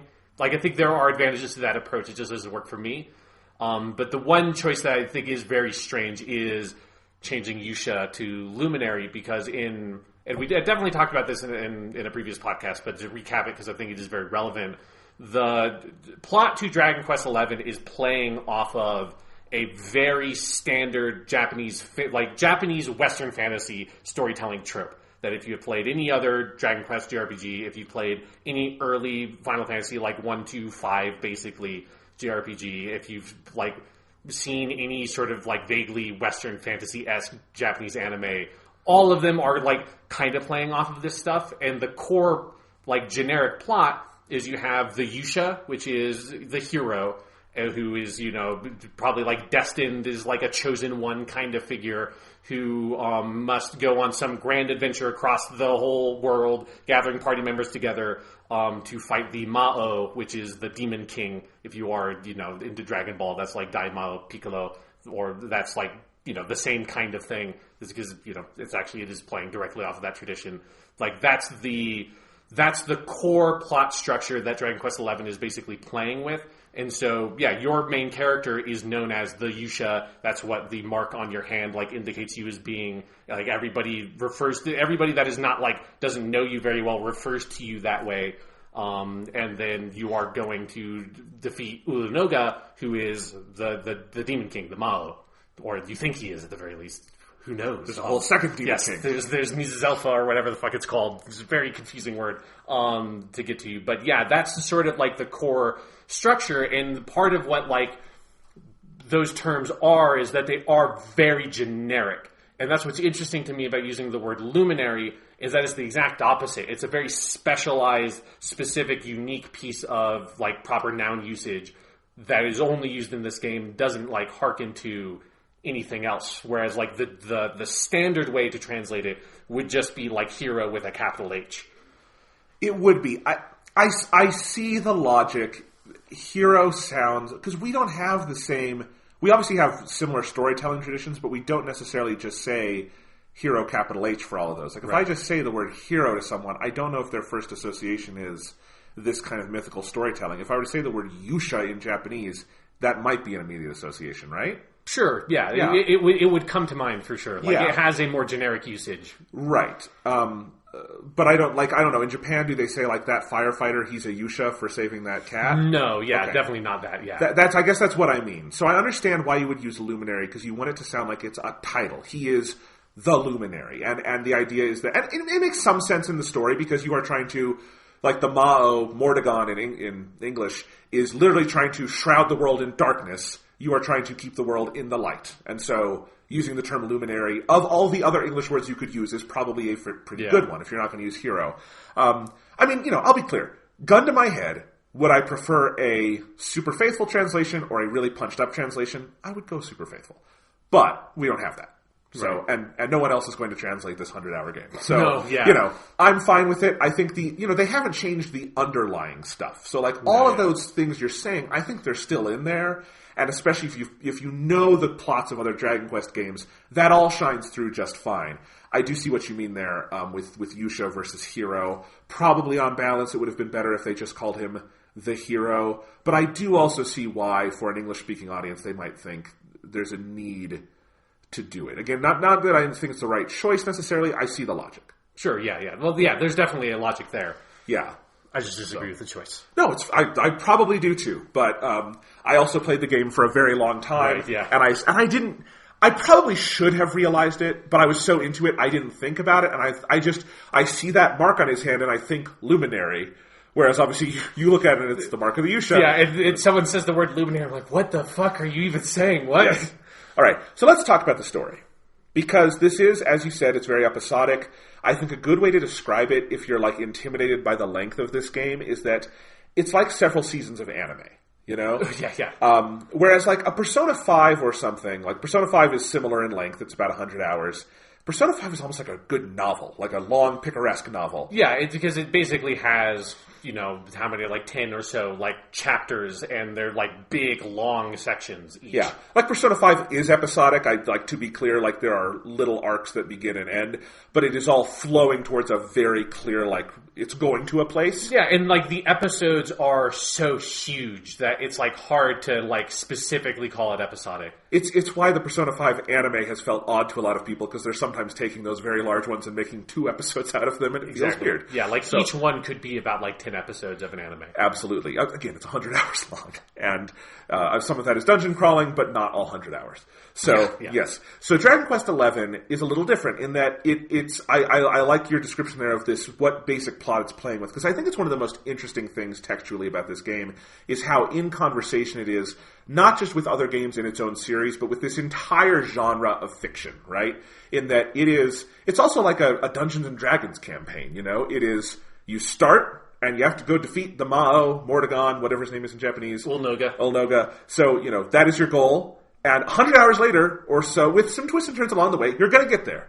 But in the middle, a lot of things are going to happen. And I think the game does a lot in the middle to interrogate that plot structure, push on it, pull on it, twist it, turn it, do a lot of different things with it, even as the start, the end, and some events around the middle are going to be kind of the signposts you recognize. But within that, what they do is it is very episodic, like several seasons of anime, where there are overarching things to the different stories going on, but there are sometimes just episodes. Like you mentioned the mermaid one, that is definitely one of the high points of the game. It's on my list. That is one where you have, you meet this, you go to this like seaside village and you meet this, and they're all afraid of mermaids. You meet this mermaid underwater. You wind up also going to the underwater kingdom. It involves multiple different parts of the world, but it is the story of a mermaid and her lost human love. And the mermaid lives longer, so she has been waiting for this man. He died in the intervening years. You have to break the news to him. It also involves that man's grandson, I believe, who has been like kind of outcast because of his grandfather's role with this mermaid who was demonized. And it's that sort of thing where, is this individual plot episode of particular import to the larger narrative? no, you get an orb out of it, but other than that, none of this has anything to do with Mordegon or the general threat to the world. But so it is this kind of closed-off, short story, sort of episodic structure. It's almost like, also like Pokemon or something, where you get to a new town every episode, and Ash and friends encounter a new problem, and it's not as repetitive. It doesn't have Team Rocket there every single time trying to kidnap Pikachu. But it is that sort of thing, where we're going to go to a place every time, and new things are going to happen, and there will be episodes and new characters introduced, and sometimes you'll get a party member, but sometimes it's just about meeting the characters there and working with them. So, and I think this is where we come apparently to some disagreement. I generally found I really loved every episode in this game. I didn't love them all equally. Some shined brighter than others, but I was generally very engaged. I think some of it is just, and this is what I mean by, or why I think it's important to use the term auteur here a little bit, is that there is such an authorial stamp to everything in this game, more than I think you typically feel with a video game, certainly of this size and scope, that if you just like the style of a writer or a developer or something, sometimes you're just going to be along the way for it, kind of whatever story is being told. Like, I love Douglas Adams. I can fully appreciate that there are Hitchhiker's Guide books that are worse than other Hitchhiker's Guide books, but if you give me Mostly Harmless, the worst of those, and you give me some fucking textbook to read, I'm going to read Mostly Harmless, because I love reading.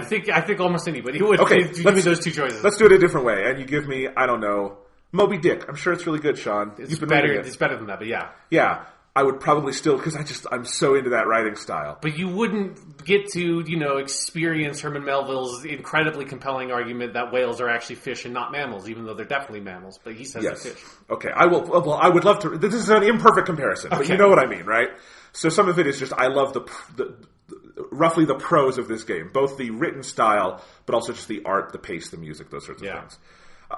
So like I said, I have a whole list of episodes we could go through that really left an impact on me. Were there ones that you really stumbled with? It was mostly because the only one that I really don't like is the one with Martina or Jade in the second go around. Where's there's the casino in the town. Yes, and then she's been turned into a Momono or a monster or whatever.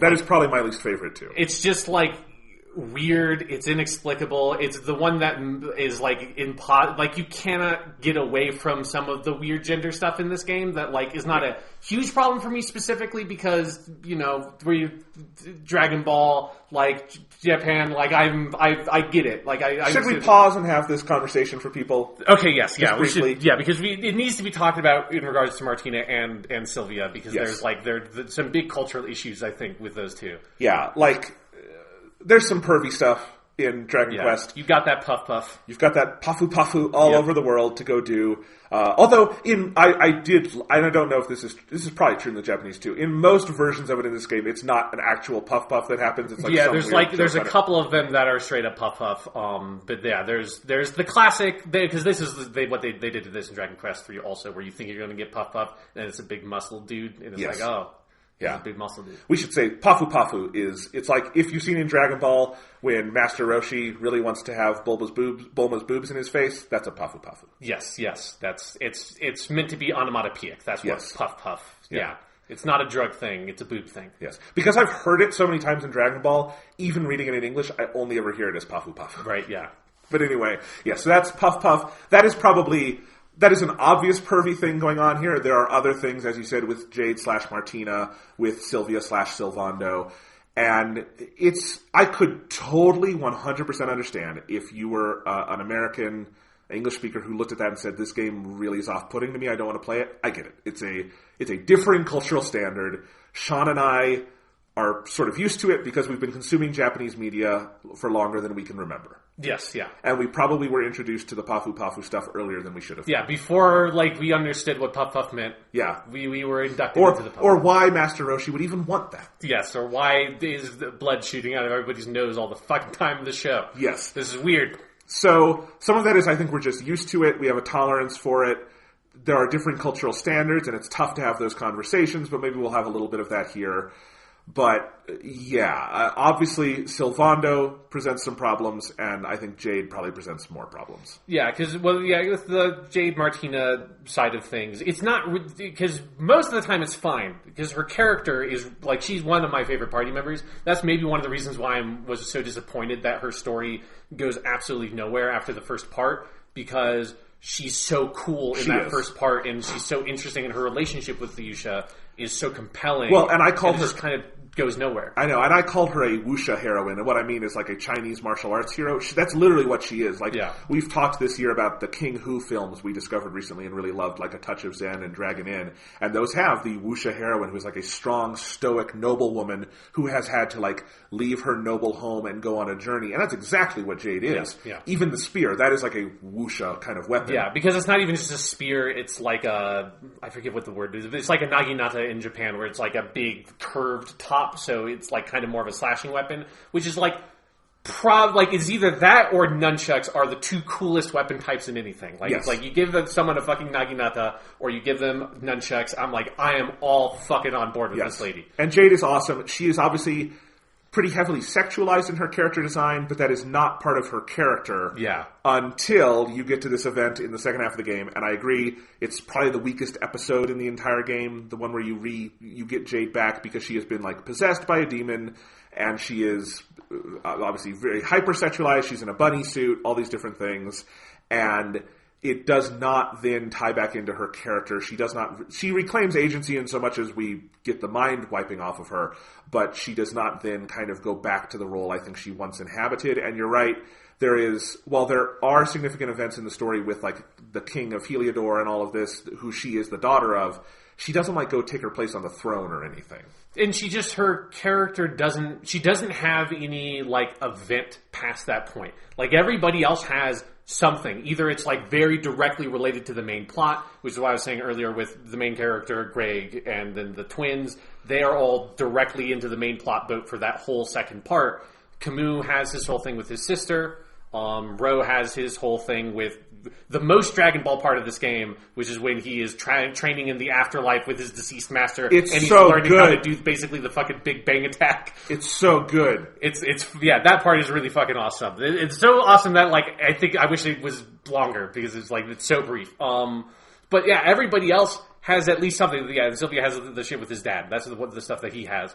And then Martina has nothing. Like you meet the King of Delcadar again, or Heliodor, or whatever. You meet that character again, and then eventually she reunites with him, but there's no story material around it. And that's what makes it like especially more disappointing that her only other major story event in the game past the introductory phase is one where it's like basically a metaphor for sexual assault, and that she is captured by this guy, she's forced to be heavily sexualized, she's basically mind wiped or whatever, and she dresses up in the bunny suit. And in any other context in Dragon Quest, I'm basically fine with the dumb Playboy bunny suit thing, because it's such a Toriyama, again, it's straight Dragon Ball, it's Bulma, it's like all that stuff. It's probably problematic and bad, but I'm fine with it because I find it weirdly funny and weirdly charming in that Toriyama way. Let's use Bulma as an example for a second. Yeah. Because if you've only seen Dragon Ball Z, you actually probably don't know this. That's true, yeah. But if you've seen original Dragon Ball, Bulma is sexualized a lot more in that half of the series.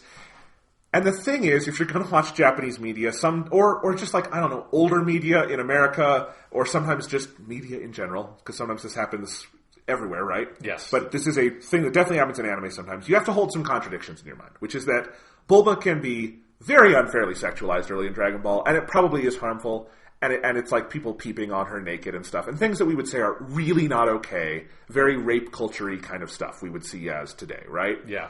Bulma can also be one of the most memorable and like best developed like female sidekicks in the history of anime. Oh yeah, definitely. Like those two things have to coexist. If one can't cancel out the other, because then you're saying all of the amazing work Toriyama did writing this character and keeping her, and all the other people writing the anime and like Dragon Ball Super now, and keeping her relevant for as long as she's been kept relevant, even though she is not powerful, she's not a fighter, but she is eternally one of the most important Dragon Ball characters. You can't, discredit the work Hiromi Tsuru does bringing that character to life vocally just because there's this thing there. But you also can't say, well, because there's all this amazing work, that kind of rapey stuff didn't matter. Right? Yeah. So you have to hold those contradictions. Now, the thing with Jade is that they don't live up to, I think, the other half of the bargain, which is fully fleshing out that character. For sure. And then I think the other part of it is that it's so incongruous with her character itself, because she is not a particularly sexual character. Like, in fact, she's kind of the opposite. She's incredibly noble and stoic, and, she is like the martial artist character. Like, she's the one that kicks the most ass out of all of them, and she's not like this very passionate, sultry kind of character. She's not sexual of her own nature or of her own choices, but they force a bunch of weird sexual stuff onto her.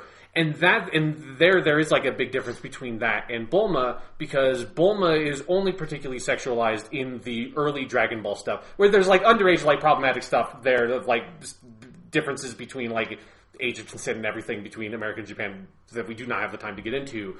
But at least like her thing is that she is sexual herself, and she's like, her whole thing is that she's trying to find a boyfriend, and she does proactively use sexuality as a thing to seduce people or manipulate people. So she, as a character, is sexual. There are instances in early Dragon Ball, particularly like there's one part with Oolong that does not excuse any of that, but at least there's like a narrative justification for, and a narrative, like there's a concrete narrative sense of why this character is being sexualized. In Dragon Quest XI, there's none of that, and she just gets the iroke, or the like seduction skill tree entirely because she has big boobs, and that's it. Yes. And that's like that's where it's like I can't just ignore it, and it's something of where I was fine with it when it started to build, and I think it is that like her story of it just being that, and then realizing once I got to that last phase of the game after the first end credit sequence, that's like, oh, that's basically all we really get with Martina, because she's even more secondary in the final stretch. They've wasted this whole character just on that dumb bit, and that really put me off. I totally understand that. I don't want to say it didn't bother me as much. I don't think it did, because it hasn't stuck with me as much. Those parts did bother me. Part of it is just like, and this is the nature of a video game that's weird, is that Jade was in my party pretty much constantly. Like, you can switch out. She was in mine also. It was it was my guy Jade and then the twins for as long as I could have them. Yeah, and that's pretty much how I used it too. And so I guess to me it's like, when I think back on Jade, I think of the cool woman just being in my party, being a badass and those sorts of things, and some of the story stuff fades a little bit. And of course, this is what I mean by the weirdness of video games. Is it's so experiential. You have so much time where there's not story stuff going on, and you're just with your characters in your party going around the world, and you create headcanons and stuff like that. So, like I said, it fades a little bit. I'm not excusing it. I'm just saying maybe why it didn't stick with me as much. But it is a disappointment for me. What else do you want to say? Like, I'm curious to hear your thoughts on the final stretch. I have some thoughts. So I'll tell you really quick what kind of my reaction to it was and my journey with it, because so the second half of it, so when you get to the first end credit sequence, when you go to the Demon King's castle and you fight Mordegon / Ulnoga, and that's like the final boss before the first credit sequence, I was disappointed when it ended there, because I was like, there's so much left on the table, but it also just felt like kind of unfulfilling, because all these amazing things had happened. Like, one of my favorite scenes in the whole game is near the end of the second half, where you learn Veronica has not survived. It is done in just the most impactful way possible. I think it's a beautiful series of scenes. Serena so evolves as a character there. The way she cuts off her hair, and she has to learn to live with this other half of herself gone. And then Serena gets Veronica's powers, and she becomes kind of your most powerful party member. Oh, easily. Like, especially if you have the skill points to dump into some of her stuff that, like, Veronica gets this ability also, but where she can cast the same spell twice. Yeah, like, that's a fucking game changer. And it's a game changer that reflects story, so it's really powerful. And I just felt like, okay, you went and defeated Mordegon, and then it just kind of ends, and it felt like, oh man, there's a lot that they didn't really leverage here to make you feel like the emotional weight of these things. And then I realized, oh, but there's a whole bunch of the game left to go. Let's go see. And then what it is, and this kind of exacerbated it for me for a little while, is there is this mysterious Tower of Time. Throughout the entire game, you've seen these little, creatures that are like white silhouettes. Yeah, these little spirits. These little spirits going throughout the world, and you see them, but they're never narratively contextualized until this point, and you realize they are in English, the Watchers of Time. and they are going back to the Tower of Time, and they're basically recording and keeping time. You get there, and there's this mysterious spirit there that tells you can go back in time to the moment when everything got fucked. But the Luminary is the Yusha is the only one that can go back, and he will have to abandon this timeline, and you guys will not be able to go with him, and he'll have to kind of restart from that point. And I was really worried about, what does that mean, though? Does that mean all of this didn't happen? It felt like it was not honoring all of this. It felt like a way just to bring back Veronica, and I was like, but does that honor what happened here? And yet, when I started playing it and really diving into that second half, where you do go back in time, you go to the castle, and you have this big event with the king, and all the stuff going on in Heliodor, and you defeat Mordegon, but then new things arise with basically this star that had fallen. It's Erdrick's lantern. It's just like the hero's star. Okay, yeah. So the hero's star has fallen. That happens almost in the main game, in the second half, and then Mordegon stops it. And in the second half, you really learn what that's all about, and it's like, this is the original Ma'o, the original Demon King. I actually forget what his convoluted name in English is. I only was able to remember it in Japanese because I looked it up again, because it is the hardest it's Nizu Zelufa. It's just like the hardest fucking Japanese thing I've ever seen. It's like impossible to maintain. I do not remember what they called him in English, but it's very similar to that. It's very much like it's hard to pronounce. Yeah, it's just like nonsense. Like it sounds like an alien word. Exactly. So you have this demon, and that is like the original one, and through this part of the story you go up to the heavens, where you see this entire society of the Watchers, who are very, very it's like Toriyama's heaven sort of thing, right? Yes. With these very... Do you mean like the floating island? Yeah, with the floating island. Little like Majin Buu looking dudes? Yes. Yeah, they're just called the people of God in Japanese, which I think is fucking That's funny. Awesome. I think they're called the Watchers in English.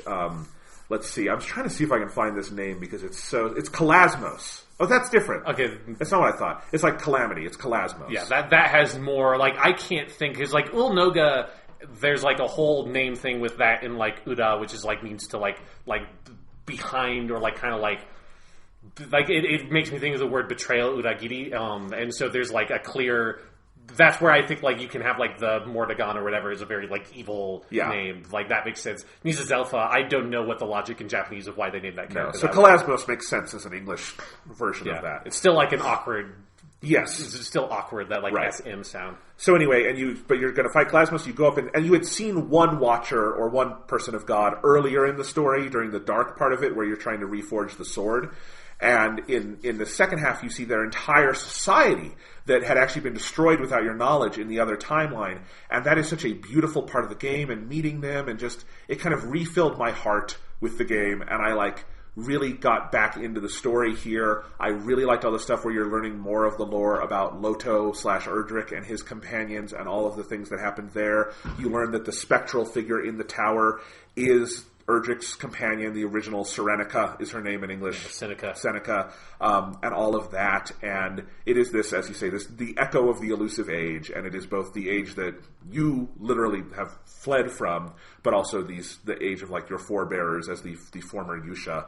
And I liked it, and I liked how it reconfigures the world one more time, and it kind of reuses the map, and it recontextualizes some things, and you get to see this like kind of third path where not everything went bad, but there is still this threat. You had this chance to like fix this deeply broken world you saw, and it's tough because the whole time travel thing does inevitably lead to, as time travel narratives like this always do, but does that mean the 40 hours I spent here doing this, do those still count? To me, they do emotionally, because I did all that stuff, I saw all that stuff, and the way they present the situation, it's like, as the Luminary, I kind of have the responsibility to do this and save all these people. So I wound up finding it very satisfying, and I think the specific ending where you go back to the World Tree with Serena and Veronica, and they do this kind of, what feels to me like they're saying goodbye to Dragon Quest, and I'm like, oh god, is this the last Dragon Quest game? Because that's very much what the ending feels like to me. I really felt fulfilled by it. It got rocky there for me for a little bit, because I wasn't sure what they were doing, but I did like it. What about you? It's like I'm so of two minds about it, because it is like, because there's stuff about it that I really do love, and I love I love how it starts. I love there's a very, it reminded me of like Persona 4 the Golden Anime, where like the first couple of episodes of that is like the New Game Plus version of the Persona 4 anime, and that's kind of what this feels like. Of like it's this weird what if where you get teleported back in time to when Homeros or whatever, like the other general of Delgadar.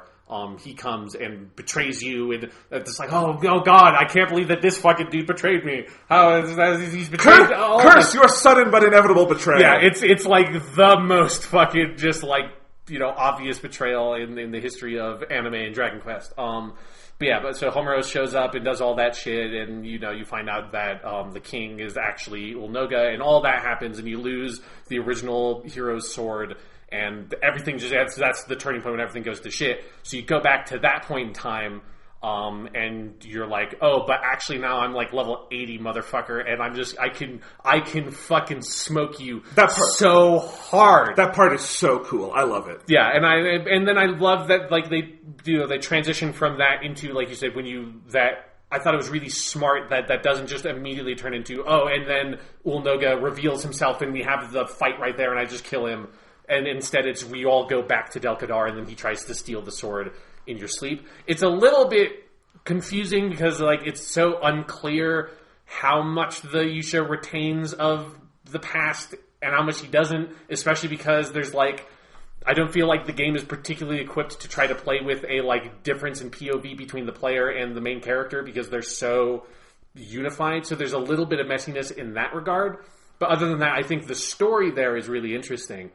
And then I do, like you, I like all the stuff with the people of God and finding out the backstory and all the shit with Roche and who's the, like, other guy. Because there's basically some Roto of the distant past that you don't even really know about. There's Roche in Japanese and his band of buddies with Seneca in Uranos, and Nelson, who's the other guy. His name is just Nelson, which is the fucking best. It is not in English. I forget what it is, but it's not Nelson. It's just Nelson. It took me so long to realize that it was just Nelson, because it's like Nerusen in Japanese, That's and you don't great. since you never hear it said. I was just like, that's a really weird name. And then one time it just hit for me. I was like, oh, I'm in Nelson's Labyrinth.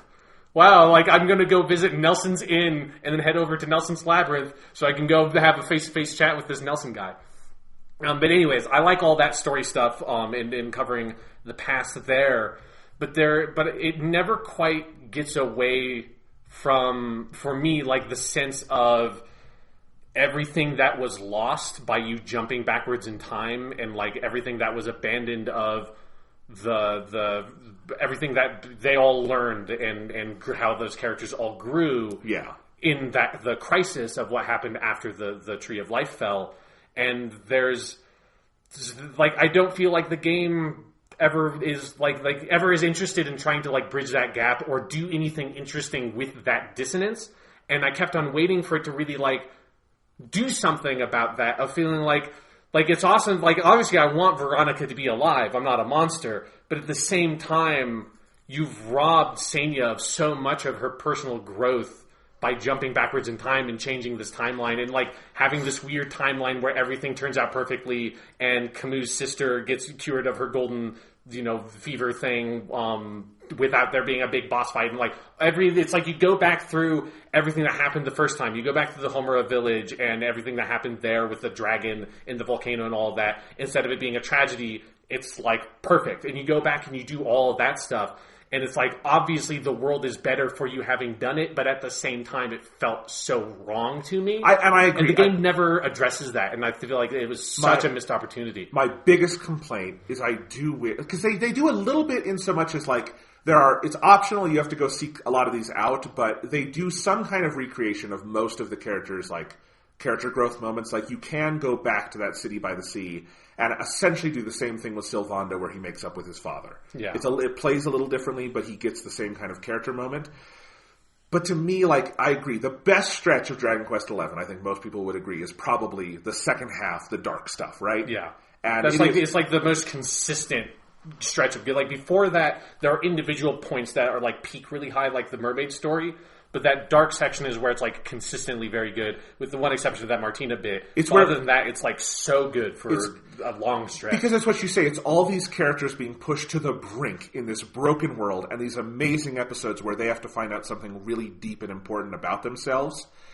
And maybe it is because my favorite game of all time is Persona 3, which has a similar thing where the characters lose their memory at a certain point, I really expected what would happen in that last stretch of Dragon Quest XI, where you go back in time, is that there's a moment where your characters get leveled up to where they were before the time switch, right? Right, yeah. And I thought what was going to happen there is they were going to get their memories back.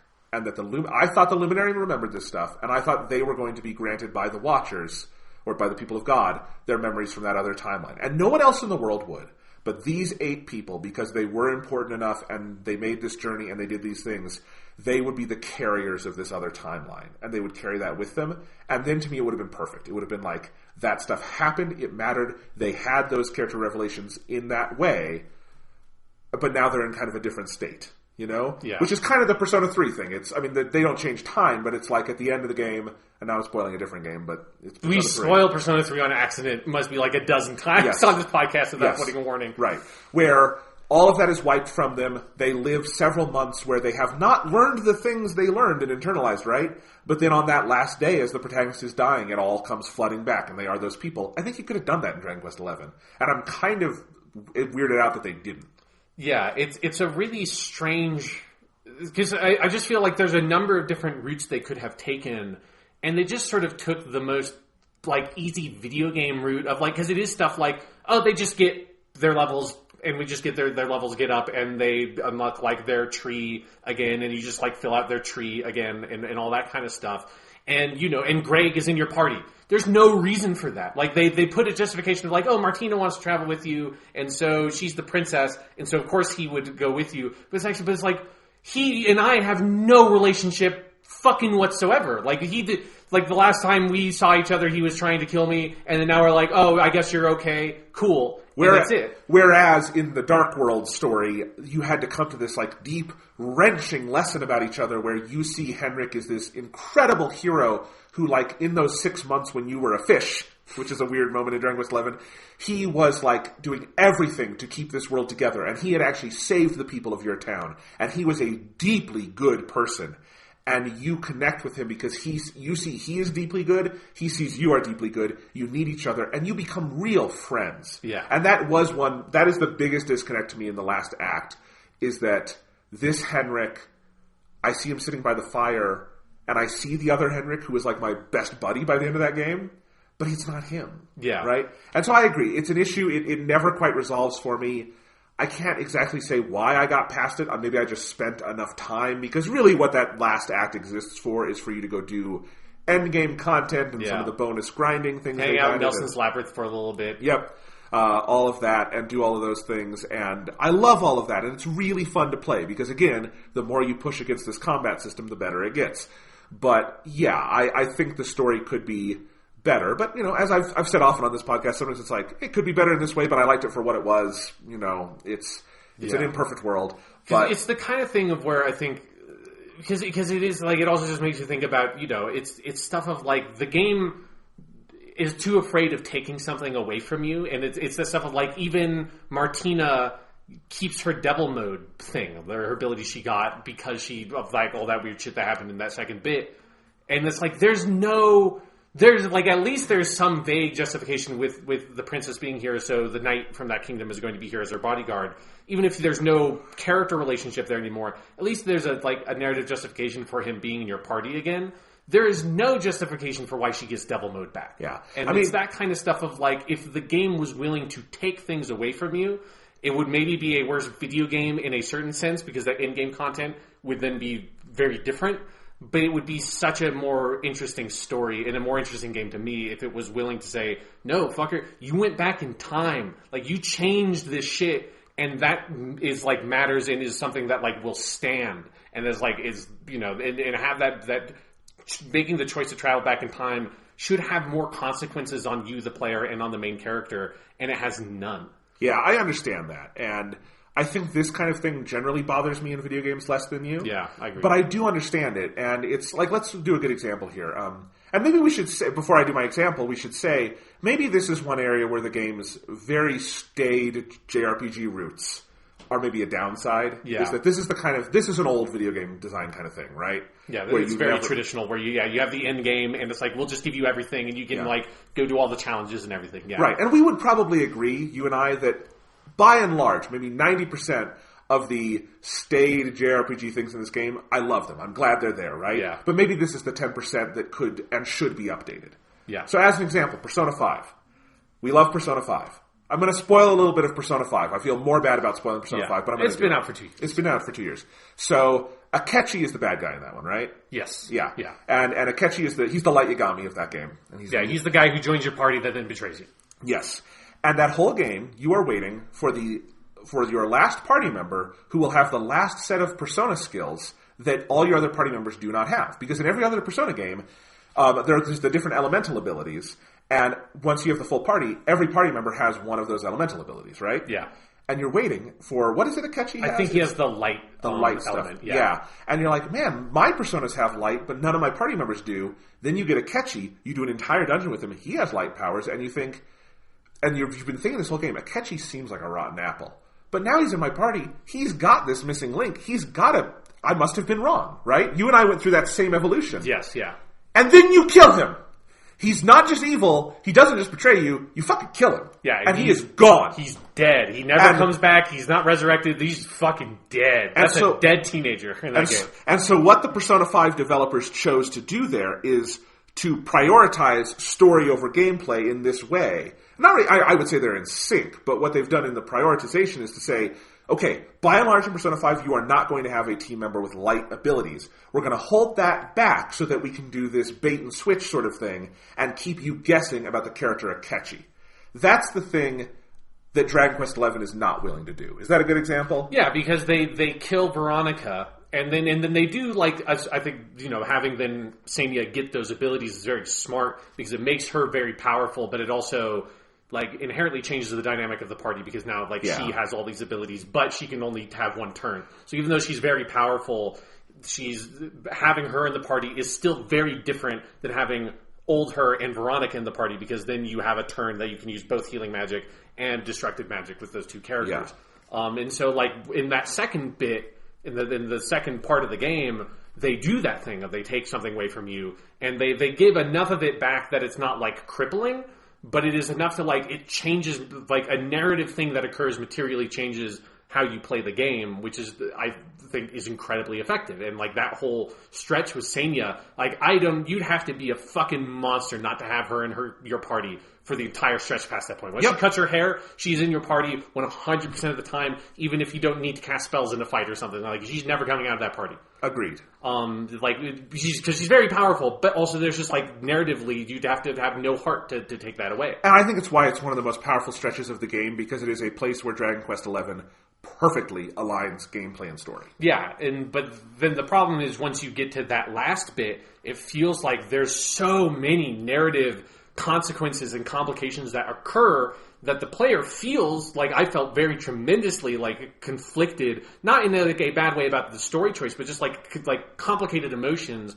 when you make the choice to travel back in time, knowing all the consequences that has from a story point of view. And then in that first bit, it does have gameplay consequences because you literally travel back in time to when, like, your party members are, like, level 32, and you're using, like, this weird sword that I forgot. I don't even remember what that sword was. I had it so long ago, and everyone has equipment from that period of the game, and, like, that's really interesting. And then the game eventually just says, no, we're good. We'll just give you the shit and give you all the levels, and we'll give you all the party members, and go do all the in-game content.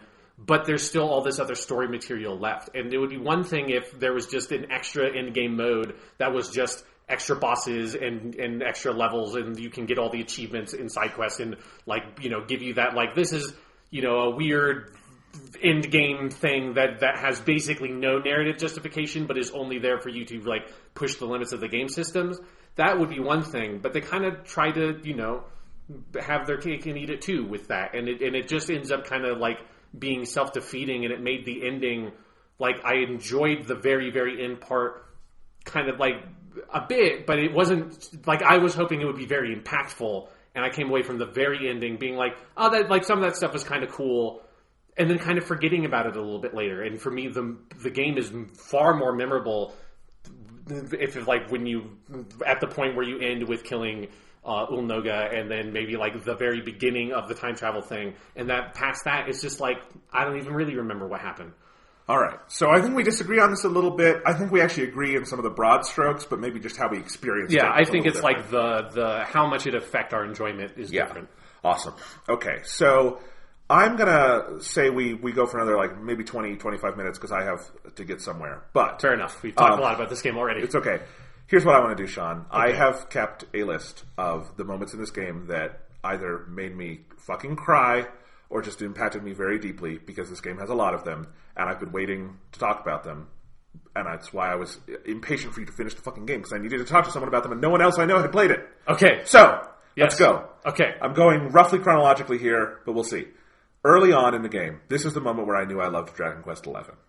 So the game starts, and you go on your journey to, you're the luminary, you're going to go meet the king, right? Yes. Fuck, the king hates first you. You have to climb the Rock of God, which I know is not called that in English. How do they not call it the Rock of God? God it's damn the it. fucking Rock of God. It's so good. That's so great. It's the cobblestone Tor in English. The Rock of God. This is something that annoys me in English localizations, just for a second, is when there are references to deities in Japanese things that they get rid of in English because they think like we have a very different conception of God in the West, so it would offend people. Fuck that. Just do it. But, you go to like Judeo-Christian churches to save in Dragon Quest. And obviously there's a huge cultural difference between Japan and England in regards to that stuff. But still, it's there, and it's the fucking Rock of God. I know, it should be. That's true.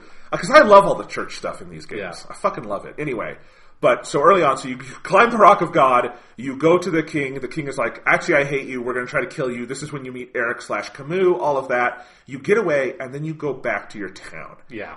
This moment where, without cueing you in on what they're going to do, you arrive back in the town, it's playing some very solemn, but like meditative kind of music, and you go around and you're like, something's weird here. Like, people don't know me. There's like kids running around I don't recognize, and you realize you're back in time. This is your child self. It's the child version of the woman you eventually marry. What was her name in here? Emma. Emma. It's not Emma. Why would they not keep Emma? I don't know. Anyway, whatever the case is, the girl you love as a kid. The girl you eventually, have you spend a wish that Nelson gives you on to marry her secretly, which is like a weird narrative construction of that. It's weird. It still made me very happy when they did the whole wedding thing. Yeah. You could look at a picture on the wall of your wedding ceremony. But anyway, they're all as kids, and this is where you meet your grandpa again, who's just Grandpa Gohan from Dragon Ball. Yep. And the game plays it with such a light touch. It just happens. It's so gentle. It's so powerful. And the grandfather is basically saying goodbye to you from the past. It's amazing because there's none of the like force another modern game would do for that kind of moment of like, big soaring string music or something to like really cute. And I think it's also because it's silent. There's no dialogue, or there's no spoken dialogue. It's all written. It just reads, and it's so powerful. And then what they do is suddenly you're in the present, and that's how the game breaks it to you, that your village has been burned down, and all your friends and family have been killed or scattered. That is a fucking mic drop of an opening to a video game. Yeah, definitely. Yeah. Agree. All right. Lots of episodes in the first half. We already mentioned the one with the mermaid and the city on the coast and all that. Cut that out, and it's one of the best short games ever made. Yeah, like that's part of the reason I think I'm a little bit more down on the game is that like that mermaid thing that's my favorite bit of the whole game, and I thought like hit such a like emotional crescendo that was so interesting, and then nothing else quite hit that point for me again. At least in terms of like the non-major character stuff. Okay, there's a lot of good ones through the first half, but I'm going to focus now on some second half stuff. Everything after the calamity happens, where the Yusha journeys back home, and you find this base for humanity there, and you find that your friends and family weren't killed because Henrik was a good guy and he saved them, and this is where you become, it's the friends to ally, or enemies to friends thing, which is always the best story. Yep. We talked about Creed 2 earlier. It's why you have that, because Creed was Rocky's enemy, and then he became his friend. And you do this all over the place in anime. For Akira Toriyama, that's every friend of Goku's was an enemy at one point. Yes. Other than Bulma, and even then Bulma was kind of mean to him at first. Well, yeah, the first is she fucking shoots him in the very beginning. That's true. If somebody shoots you, now you're enemy, I don't know what you're doing. That's very true. You should put that on a bumper sticker. All right. So anyway, that whole thing, and I think I actually recorded a video of this. I loved it so much. When you come back after clearing the castle of darkness, and you're like, and the village looks abandoned, and then they all come in doing this parade, and and there's dialogue for the lyrics on screen. I was like wiping away tears. I had to turn the game off and go take a walk. It was just like this stretch of the game was so fucking powerful. It didn't hit me quite that hard, but it's very good. I love this game. So, goddamn. All right, there's that. Here's one that, well, when we talk about this, the finding Rab again in the purgatory state. Yeah. And he's, like, first you find him, he's that, like, shriveled monk, and then he's doing this training, and then he just goes and eats, like, one meal, and he's fat again. Yeah. That is one of the most Toriyama storytelling touches, and I love it. But here's one that just blew me away, and this one is really, to me, also indicative of how Dragon Quest tells stories, is the entire episode where you go back to the ruins of the castle, the Luminary's home, and you encounter your father, the king of that land, as like this spectral, tortured spirit who has not been allowed to move on to the next world. And you wind up getting moved back in time, and you see the final days of that kingdom, this big bit of lore in the world of Dragon Quest XI, as like this spirit, and you go through the castle, and you see your mother, and your father, and your baby self, and Jade as a little girl, and you talk to all of them, and you get a sense of the culture of this castle, and who the king of Heliodor was before he was possessed by Mordegon, and all these different things. And again, it is with the lightest of touches. It is not, let us do a great clip show of these powerful moments. It's, the story's out there, go find it. And you go talk to people, and you find it by putting it together for yourself. Amazing. And then when the whole calamity happens and you get kicked back into the present and you save your father's spirit and you meet him for this moment and then he goes up to heaven with your mother. I love that. It blew me away. Yeah. And it reminds me of another moment when you first go to the ruins in the first half and you find out Rab is your grandfather and you do the ritual to like release the parents' spirits into the air with like all the light. Yeah. Oh man, there's just some great visual moments like that. So I loved that. We already talked about the whole death of Veronica and the return to, in my game, the city of Arborea, because arbor, trees. Oh, yeah. Ramada, the Holy Land of Ramada is what it's called. Interesting. Yeah, so, again, that could not have been done any more beautifully or powerfully. That entire funeral, the music, just everything, her cutting her hair, my God. There's that whole fucking bit where... the first time you go to Ramada, you arrive there when there's a married couple that have like they've had their first child, and there's like this whole blessing ceremony that happens just like by coincidence right when you arrive, and it was like, oh my God, this baby was born on the day the fucking Yusha arrived in our town to like fulfill the great prophecy. And then the second time you come around, which is at this bit you're talking about, you find out that baby fucking died when the tree fell. Holy shit. I wrote this here. Just the second half, just the sense of loss that permeates the world is so omnipresent and powerful to me.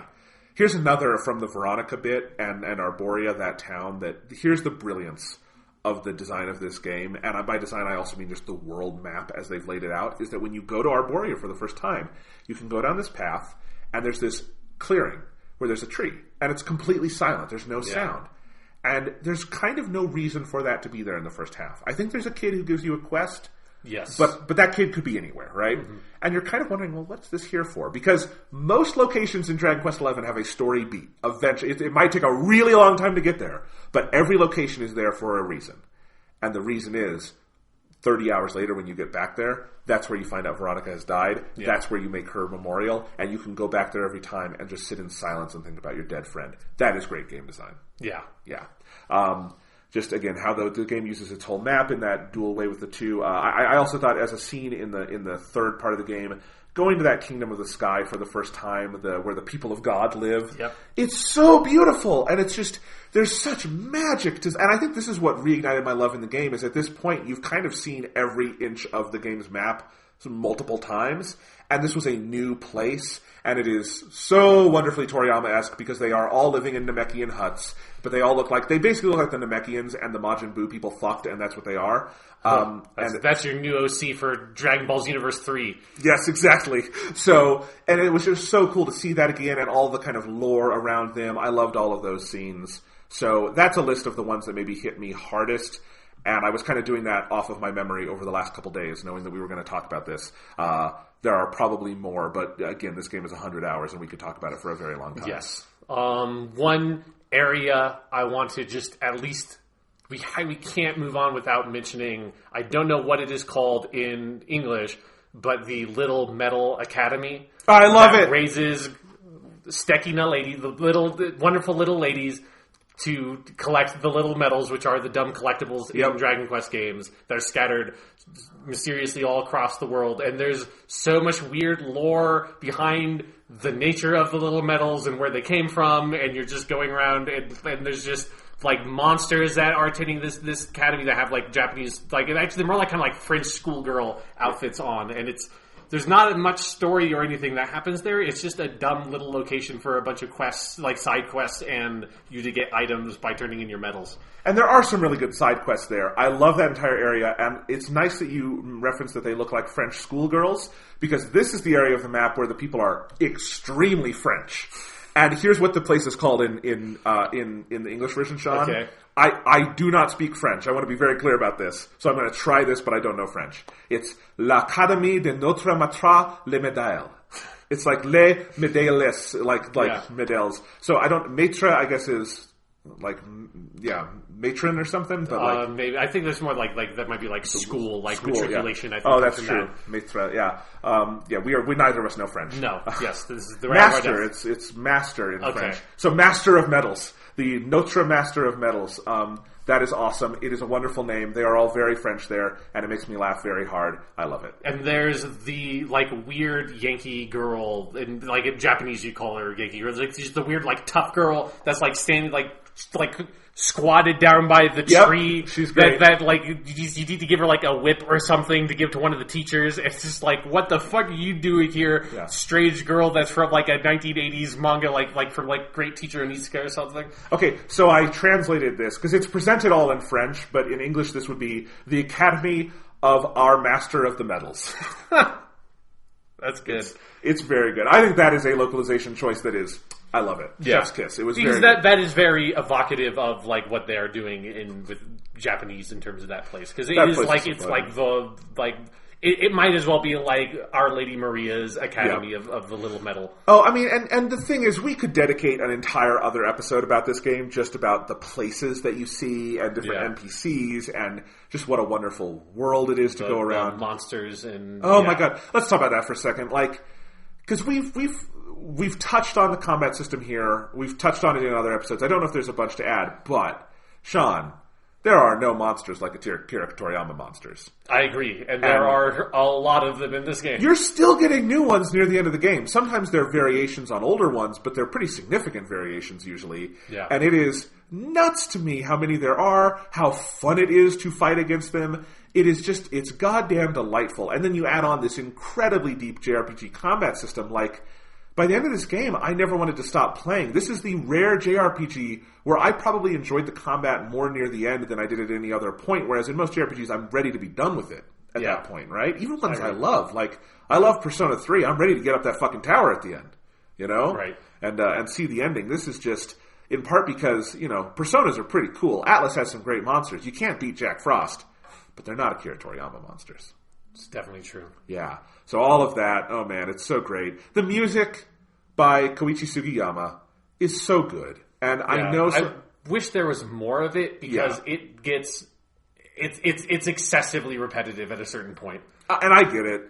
It definitely is. I know some people complain about it being very MIDI. It's obviously all synthesized.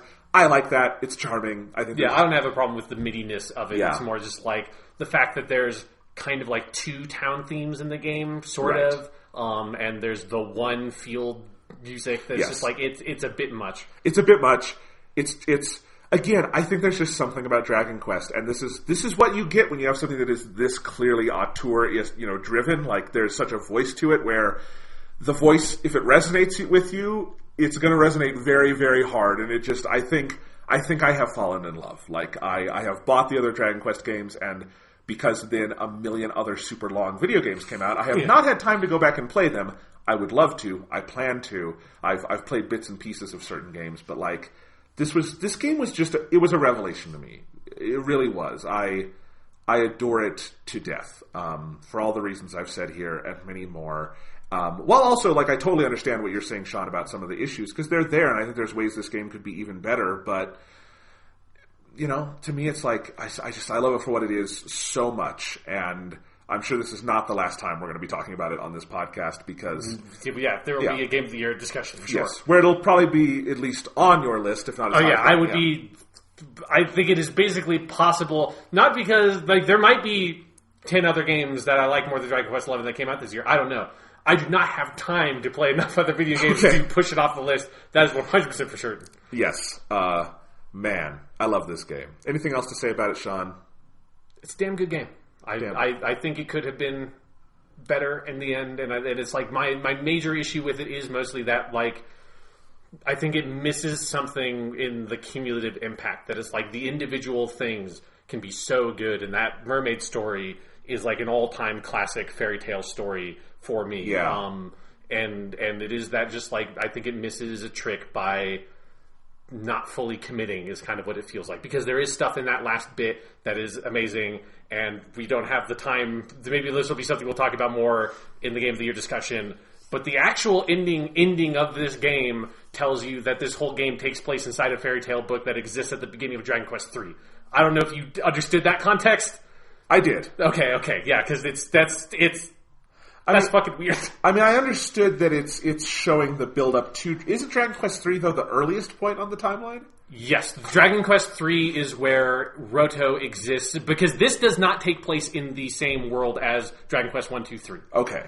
So the implication by the ending of the game is that all the events of this story, and like the whole thing of you meeting the fucking Dragon of Life at the end, who tells you that you have many more adventures to go on, and for now you will be known as the hero Roto, which is the name of the legendary hero from Dragon Quest 1. In Dragon Quest 3, which takes place before Dragon Quest 1 and 2, your character, about the midway point of the game, gets has the name of Roto bestowed upon them. Okay. And so there's some weird thing there with, like, apparently this was a bedtime story read to the hero from Dragon Quest 3. Okay, I didn't get that part of it. I got the connection to Dragon Quest 3 because I know, like, the layout of the series. Yeah. But that's interesting. I mean, it does. I do love that ending with the dragon and everything, because it really does. Maybe this is their plan. I don't know. It feels like the end of the series. Like, it feels like this is the moment where they're like, yeah, because it's summing up. It's like there will always be a hero, there will always be a demon, but we can tackle it. And then, like, the credits even go through. I think in Japanese they probably do the same thing where they show each game and footage from it. Yeah, and they go through, like, the music. Yeah, it's a really cool ending. I feel like if you were someone who had played all the Dragon Quest games, that would be like an unbearably emotional ending for you. You know, like, just such a beautiful culmination. I got pretty pumped up when Dragon Quest 1 popped up, because I was like, that's a fucking good game. Awesome. All right. Sean, to finish our podcast today. Yes. I put out a request on Twitter for any listener questions. We got 2 in the mailbag. Okay. So I'm going to do both of them, because they're both really good questions. First off, this is from Anthony Taylor on Twitter, and he had 2 questions for us, so I guess we have 3. They're both Batman related. Okay. How would you rank... First off, how would you rank the Batman Arkham games? This one's easy. 1, 2, 3, that's the order. 1 is worst, 2 is best, or middle, 3 is best. Okay, yeah. I think I'm maybe Arkham City over Arkham Knight. Really? Maybe. It's been such a long time since I played them. I replayed both Arkham Asylum and Arkham City last year, and they're good. I do think the writing takes a massive step up in Arkham. I'd agree, but it's like Arkham City had all those really awesome challenge maps. Oh, I see what you Arkham Knight mean. didn't have. So it's like, as a whole, I think Arkham City was the most I've enjoyed any of those games. Okay. Arkham Knight is probably the best of the 3, but Arkham City was the one that I fell the most in love with. I see what you mean. As a main campaign, I think Arkham Knight is the best. I think each one is just better than the one before it. It's very much kind of like Bourne Trilogy to me, where the first one is like really good, groundbreaking in some ways, not the best game ever. Then the sequel is like, holy shit, they did an amazing job. The third game is not as big a leap, but I think it's enough of a refinement that I'm like, this is the best one. Yeah. So anyway, that would be our general thing. Arkham Origins is probably the worst one, but it's the worst one, but it's not as bad as it has its reputation to make out. I like Arkham Origins. If I had the time, I'd play it again. Some of that game is kind of weird, but it's mostly pretty good. And he asks, would you guys ever do a retrospective on the Dark Knight movie trilogy? That seems like something we'll have to do. I hadn't thought of it. No. But we did the Spider-Man ones. We did the Spider-Man ones. We did Star Wars this year. You and I have been talking off the air about what is our next movie project, and frankly, we have not had time on the show yet to do it because there's just been too many other topics. But we're going to do another one at some point. I was also thinking Lord of the Rings. I would like to do that trilogy. That one again. Yeah. So Dark Knight trilogy would be a great one because it's the Dark Knight. The second one I know very well. I've seen it a million times. The other two, I love Batman Begins, I know, and The Dark Knight Rises I have a lot of problems with. It would be interesting to do them in context the way we did those other movies. Yeah. And think about them that way. Yeah, because I have not seen Dark Knight Rises since the theater. That is not one I've ever gone. I think I've seen Batman Begins probably 3 times. I think I've seen Dark Knight 3 times, but I've never gone back to Dark Knight Rises. Okay, so we will keep it in mind that you guys want that, because that would be a good topic. Yeah, that will happen eventually. It feels like who knows when. Yeah, that'll happen eventually. All right, and finally, J.M. Baxter asks a really good question that we could devote a whole fucking show to, but let's do a quick answer here. What's the one game in your backlog you haven't gotten yet, but would really like to play? Oh, Jesus Christ! Here's the thing. This one's easy for me because of our topic today. It's the Dragon Quest games. And that's a good point, yeah. That's not any one game, and I know that's a little bit of a cop-out. It's roughly Dragon Quest 1 through 9, because I don't think I would be able to play 10 as an MMO that's Japanese only. Although I can actually get it on Switch. It's in the Japanese Switch store. Yeah. But so I would love to play those. The one I'm actually probably most fascinated in from hearing about the stories is 5, which is the one that tells basically the story of a man's life from birth to when he has a family. Or 8, which was the PS2 one that's really acclaimed. But I think for me now, having played Dragon Quest 11, it's probably that. I'm mostly caught up on Zelda. The last one I have is Skyward Sword. But other than that, I've played all the mainline Zelda games. So, yeah, those are the big ones for me. Yeah, I just have a bunch. The most true, but also the most pithy answer for me is Hitman 2. Because I still like Red Dead Redemption 2, and Hitman 2's right fucking there, and it is brutal. Dragon Quest is also true for me. I think the Yakuza games are a big one that I want to get through those, and eventually Yakuza 3 through 5 are going to come out on PS4. But then also I want to, at some point, I really want to play Yakuza Ishin, which is only out in Japanese. They're maybe if these new re-releases sell really well or really well received, there's a chance that they would localize Yakuza Ishin, which is the one that's a side, what if story set in the Meiji era of Japan, which is basically the late 19th century in that shift between the era of the samurai and then Japan opening up its borders and having all this Western influence come in, which is one of the most interesting historical periods in human human history to me. So I really fucking want to play that. But it's obviously a huge time commitment, and money commitment to actually get that in Japanese. Here's my other answer: Persona 1 and 2. Oh, that's the 2s. I still have never done the Persona 1 and 2s. They're just so big. Especially Persona 2 is the one that I know is more important, but it's also 2 games. Yes, yeah. The 2s are you don't need to play Persona 1. Yeah. But it's on the PlayStation Classic, Sean. Yeah. I'm kidding. All right. So I think that does it for this week. We will be back next week catching up on the last week and a half of news. If anything breaks, you will probably have finished Red Dead Redemption 2 by then, or you'll definitely be through the main story, if not the end game stuff. Yes, because I'm honestly, I'm kind of barreling towards the end of that game because a lot of stuff has happened that has made me want to finish the game. Yeah. So we will talk. I think next week's topic will probably be Red Dead 2 spoiler chat, finally. Yes. So we'll get to that, and then we'll see where it goes. The year is almost up. We have so much more we want to do before the end of the year. We are racing to get it all done. This has been a crazy year for the podcast, and we're heading into the last month, and I also have busy times personally coming up. Yeah, so do I. That I have a pit in my stomach when I think about them because I'm very scared existentially. Imposter syndrome, when you feel like I'm not supposed to be here. That's what I am in life. Yeah. I'm good at podcasting. I know that, but you don't get a PhD in podcasting. That's a fucking shirt I have. There's no PhD in No, I'm kidding. All right. I'm rambling now. Sean, pithy response to kick us off for the week. We're also going to have to talk about 2 fucking episodes of Doctor Who next week, so look forward to that, Jonathan. God damn it.